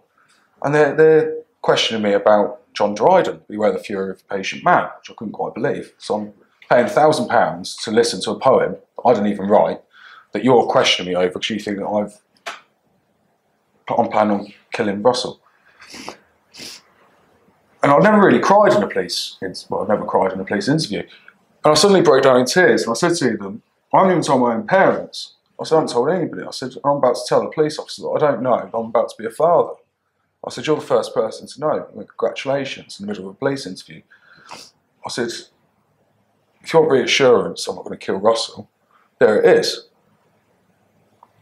Now, as I say, you struggle to find a situation or scenario where I'm not stood in front of mum, beside mum, or behind mum, right? And as a child, I couldn't protect mum. I couldn't protect her physically, like I say, resources, whatever, knowledge. As an adult, I was in prison. Mum called me up and we had a chat, and she was, this would have been 2012, 2013, I went back again. But in 2012, 2013, and Mum said to me, I think your dad's going to kill me. That was hardcore. Yeah. And I couldn't do anything. I remember exactly where I was stood at this time. And I said, Mum, I can't do anything. I said, I'm in prison. I said, I can't do anything, Mum. That must have been a rude awakening. Yeah, hugely. I felt powerless. And I came out. I hadn't been out for very long, probably a week, 2 weeks, something like that, maybe. Maybe 2 weeks. He went to go and raise his hand to Mum, threw him across the hallway, and that was it. That was the last time he ever raised his hand to her. And it's the same with anybody else. You come near Mum, you've got a bit of a problem on your hands, right? Yeah. But with my grandfather, I was powerless again. I would have killed my grandfather, and I could have killed my grandfather very easily. Everybody's got murder in them. Everybody can commit murder. How many parents will turn around and say, you touch your hair on my child's head and I'll kill you? Everybody's got fucking, you've never been pushed to that point yet, mate. Yeah. So when it came to my grandfather, I remember saying to the two coppers, I said, everybody's got murder in them. He didn't think that was true. I said, you're mad. You haven't been pushed that length yet, to that extreme. When they released my grandfather, my world crushed. Literally, it came crushing. There was nothing in my vicinity that was particularly safe, to be completely honest with you. I went through 3 phones in the space of a week. It cost me an absolute arm and a leg. I was just so angry. I left work immediately. I left work and I hit the road. And she said, I'm going down to go and see him. I hit the road. And at that point... I was just on my own, driving. I had Henley, I had my son. And I sent a couple of journalists with her, so she wasn't completely on her own. I went home. I said to the probation at the time when they told me, I said, I'm going to go and get a gun, I'm going to put a bullet in him. That was the first thing I said. That resulted in police. I've got Mum on her way down to Slough to go and see him, go and greet Russell. I've got a year-old son at home. I'm looking at this little boy and I'm like, Dave's got to go on a mission. But as I say, like, I've broken my life down now. So there's 2 aspects: making peace with the past and breaking the cycle of trauma. The future. Yeah. And what I realised is, like, Henny may not necessarily favour as well as I. Henny may not necessarily have the personality or the tools. He may not. I know how hard. Properly being put on your knees, and then not just put on your knees because of the trauma but then also the risk of punishment. You step out of line, you put 1 foot out of line, you're going to be where your grandfather is. And you're constantly used as a benchmark. So he's a level 3 mapper, so you're going to be treated like a level 3 mapper. That's what happened to us. He's a level 3, we need to scrutinise him, so we need to scrutinise you. And they knew how far we'd pushed each stage. There was no length that we wouldn't go to. No length. And we both said, we're seeing him. And for quite some months, I wasn't very well. I felt so wounded. I felt absolutely battered. The loss. We felt... Because I think as well, that at the same time as we're going through these repeated parole hearings, you have to remember that we had this statement sat side by side. And I couldn't comprehend how you can have a prisoner who's under their duty of care in their jurisdiction can write such a horrific 6-page typed letter. But what made it worse, it's even longer, typed, okay? Yeah. Perverting the course of justice, in my opinion.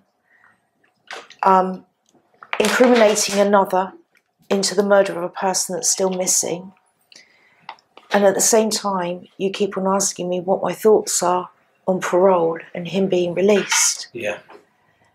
And then you twisted the knife. And you also, I really did feel as if they literally, it was, you know where you go for the prey and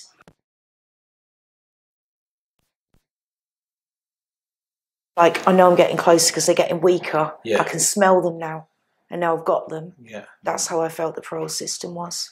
That's how I felt. It was opportunistic. And I felt... They waited until we were at our weakest point Even how they released him, they knew that I would have had it overturned by the Home Secretary. They knew that. I'd done it so many times before.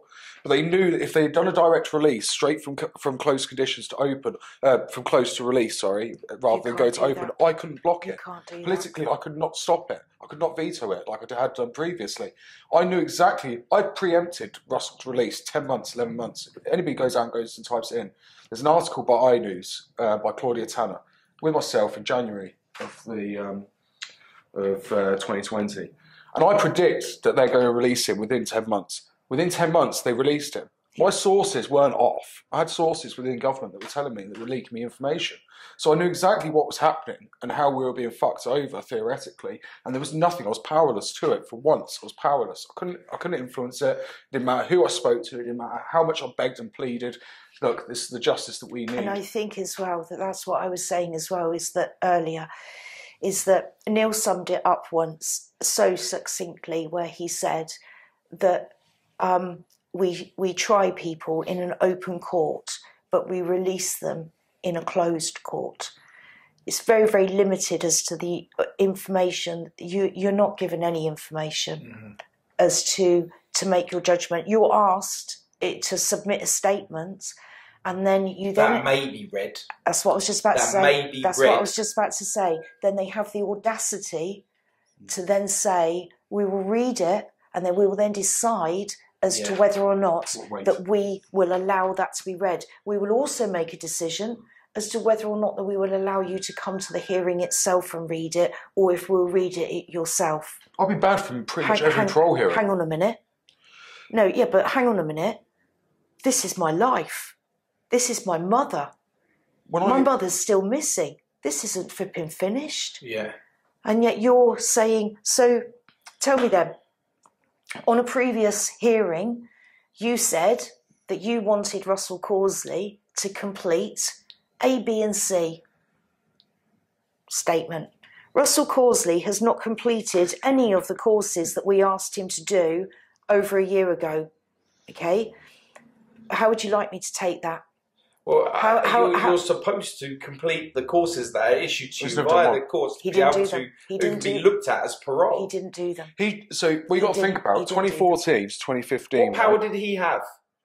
What power did he have to be able to get them to overturn? Do you remember the arrogance? Yeah. Okay, the arrogance of... You want me to do what? I'm not doing that. No. Okay, well, just the ball keeps on rolling, okay? Oh, look, we've got another tick box. Oh, Russell Causley needs to be reviewed again. Oh, did he do that? Oh, no, forget with regards to the fact if he did any of them courses, the clock's ticked, we're 1 year on. We've got to, within 1 year... I mean, we had two parole hearings in 10 months. We've got to fucking assess it again. He's only entitled to one every 2 years. We had 2 full oral hearings in 10 months. Go. And at the same time, he was changing his account. We got to think about this. The confession letter that he authored in 2014 that was released to us, right, well, that I obtained, he maintained that for 2.5 years. Yep. And then he then turned around and said, I know I've said that that's true for 2.5 years. I know you've been in the middle of a police investigation whilst also having parole hearing after parole hearing. I made all that up. I didn't do that. It's a lie. It's a lie. Actually, what I done was it the next one that he made? Strangled her. That's it. So he strangled her, buried her in a beautiful and idyllic location, his words.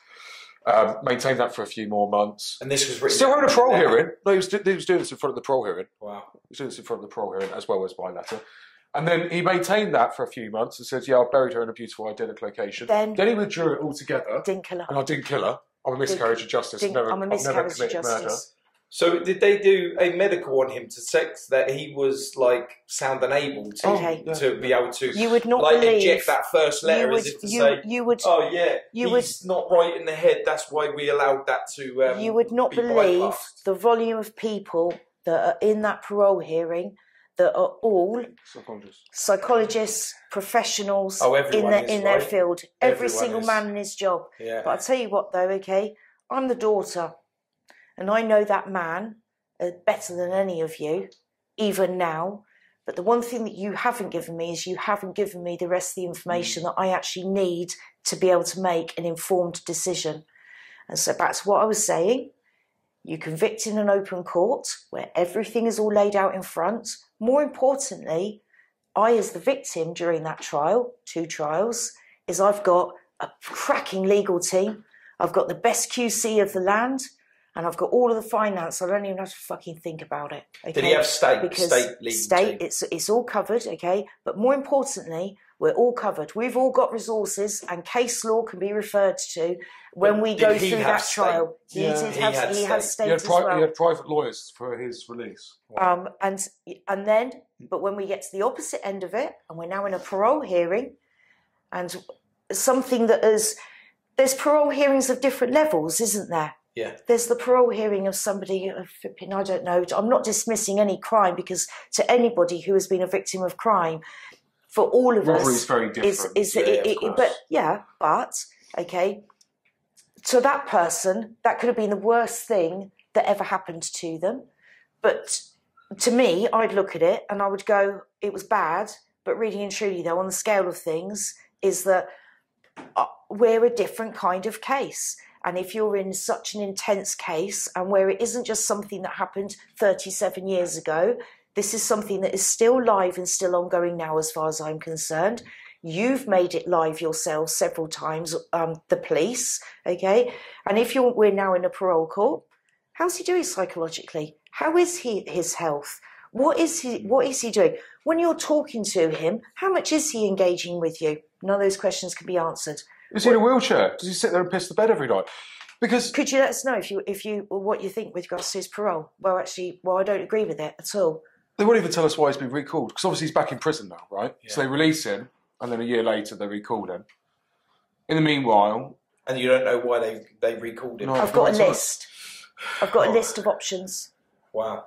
Did they ever challenge you on, because of your mind state of you having therapy and stuff to do with your own personal matters? Nothing. With home life? Did they ever question you and being like, your evidence is not credible because you're not a sound piece of mind? Do you know what makes me laugh, though, okay? This is what makes me laugh. I was asking for help. I'd asked for help several times. I took him to the doctors and hospitals several times as well. And, I mean, not over a year. I'm talking a couple of decades, right? I've been asking for help. I didn't start receiving help until 2021. Wow. 2021, I went to go see my doctor because I had oral thrush. My tongue was constantly bleeding. And she said to me, we think you got AIDS. I don't care. I'm not embarrassed by it. she said, we think you got AIDS. I said to them, you what? She said, I think you got AIDS. I thought, fucking hell, I'm not going to tell this to the missus. Oh, by the way, babe, I'm HIV positive. So anyway, I had tests. No, it's not that. Might have hair. No, it's not that. You've been tested for that. Diabetes. No, not that. And then my doctor turned around to me. She said, you know what, Neil? She said, I think that it's in your head. She said, I think you're suffering mentally. Stress-related symptoms. And she sent me to... I had to argue. Really had to fucking fight for it. I was one of the first cases, or the first case for the CPTSD team for Northamptonshire Trust. So championing that. And it's worked. It's really, really helped me. I was so angry, I just wanted to punch everybody and punch everything. You couldn't... He wasn't a very nice person. I just fucking wanted to hit you. If I didn't want to hit you, I wanted to run you over. That's because you feel like you got let down by the system. I was fucking pissed off, mate, okay? I didn't understand why. Why was I having to... You do everything right, okay? I mean, you go to work, you put food on your table, you try and be the best person you can be, okay? I'm not fucking out robbing people, I'm not out grafting, I'm not out nicking cars or fucking flipping packs or whatever. I was just doing everything the fucking right way, right? I've been born into a set of circumstances, not my fault, not my fucking doing. I'm being punished for that. Whoever's going out and finding their own crutch for life, right, that had a negative impact. I didn't find that crutch from whatever, drink or drugs, or you see where I'm coming from, but that had a negative impact. So for me, I was looking at various different subjects, people, times, places, whatever, and I was just thinking to myself, you fucking wankers. And I'm trying to deal with this, and you're not helping me. You're not giving me the tools and the resources to be able to articulate myself and understand and try and fathom. You're not doing that. And then furthermore, is that I'm being taunted by my grandfather, and you want me to fucking emotionally detach myself from it and just look at it completely logically and go, yeah, but you're a wrong un, I'm a law-abiding citizen, and so I'm not going to react to that. Well, no, I'm sorry. It took me a long time to realise that you don't fight fire with fire, you fight fire with water, right? It took me a long time. And I was just fucking angry. And there was no I was hyper vigilant. I was answering the door with a baseball bat. I've got 4 locks on my front door. I was in a bad place, a fucking bad place. And I just realised with my son, I didn't want him witnessing Daddy going off the rails. I didn't want him coming to see me in prison, being honest with you. Prison doesn't scare me. Prison's an easy place. If you can get your head into it. I've seen the biggest of men break down. You just need to be mentally strong to deal with jail. You don't have to be physically strong. You just have to be smart. But you don't have to be smart, really. But if you want to get on, you know what I mean? You have to just keep your head down, do your thing. But you have to be smart. I can do jail all day. But what a fucking life, a waste of life that is. I didn't want my son going to come and see me. I didn't want my son having to fucking deal with parole hearings after parole hearings. I've done 10 years of parole hearings. I've fucking had enough of them. If I never have to do another parole hearing in my life, okay, it'll still be too soon. We have got another one coming up. I've got another one coming up. You know, and I haven't even committed a crime, but I've done more parole hearings, nor's mum, we've done more parole hearings than most people that have committed crime. Do you fear that the only way the cycle will stop when he is dies? once he's dead? Yeah, it sounds terrible. And I hope it's by natural means, genuinely, okay? And I just want to make that caveat. I'd wish him no harm. But I'll tell you what, though, Paul, it's taken me a long time. 12 months ago, okay, I was seeing some, in my head, I was saying some fucking evil things, okay, and I was planning some even wickeder things. I was sat on the motorway going down to Slough, okay? I was ready to go and take his life if I had to, all right? And I pulled over in her shoulder and I cried. I cried. What the fuck are you doing? Have some control. It doesn't make you weak, though, you know? No, I'll tell you what, the greatest victory is victory over self. I like that. Okay? And the strength that it takes to get up in the morning, right? My little boy looks at me, he loves me. Properly loves me, idolises me. I paid myself 15 grand last week. I earned 25 grand yesterday. I left school at 14. I'm not doing it to be arrogant about it. I'm doing it because, you know what? That's winning. Putting food on his table. Being able to go out and go and fucking, I don't know, whatever it is, have choices, have options. Whether it be the house we live in. You know, whether it be in terms of, like, he goes to a nice nursery. We travel 45 minutes each way to go and take him to a nursery just because he's happy. It costs me a bit of money, but it's cool. That's where you're happy. So everything for me has been about giving Henley as much stability, or the stability and the love that perhaps, I'm not saying that was absent completely, entirely, but it was distracted or watered down. Yeah, because it's been the time that should have been put into both of you, be able to create the nature-nurture thing, had been gone into this mystery of, where is my mum? You've got, like, it's been a hard journey, but it's taken me a long time to not be filled with hate. I don't want to hurt Russell anymore. I don't want to hug him. I think with this pain in the journey, you've managed to find yourself, I think. Yeah. And with that, you're able to break the cycle for your son. I feel comfortable in myself. And you get to witness that. It's How magical. powerful is that? It's taken us a huge amount of time, and I think that, I mean, to have Henley, or Hennas... H is awesome. He's blonde-haired, blue-eyed little boy. 2.5 now. My mother never had the option with my son. But listen, I've been with you on here. I've spoken to you for a while now, and I can see no reason as to why she wouldn't be proud of the man that you've become today. I'm the same for you. Should we wrap it up there? I think that was powerful enough to do that. Thank you, mate. Oh, you got me. You're too fucking big.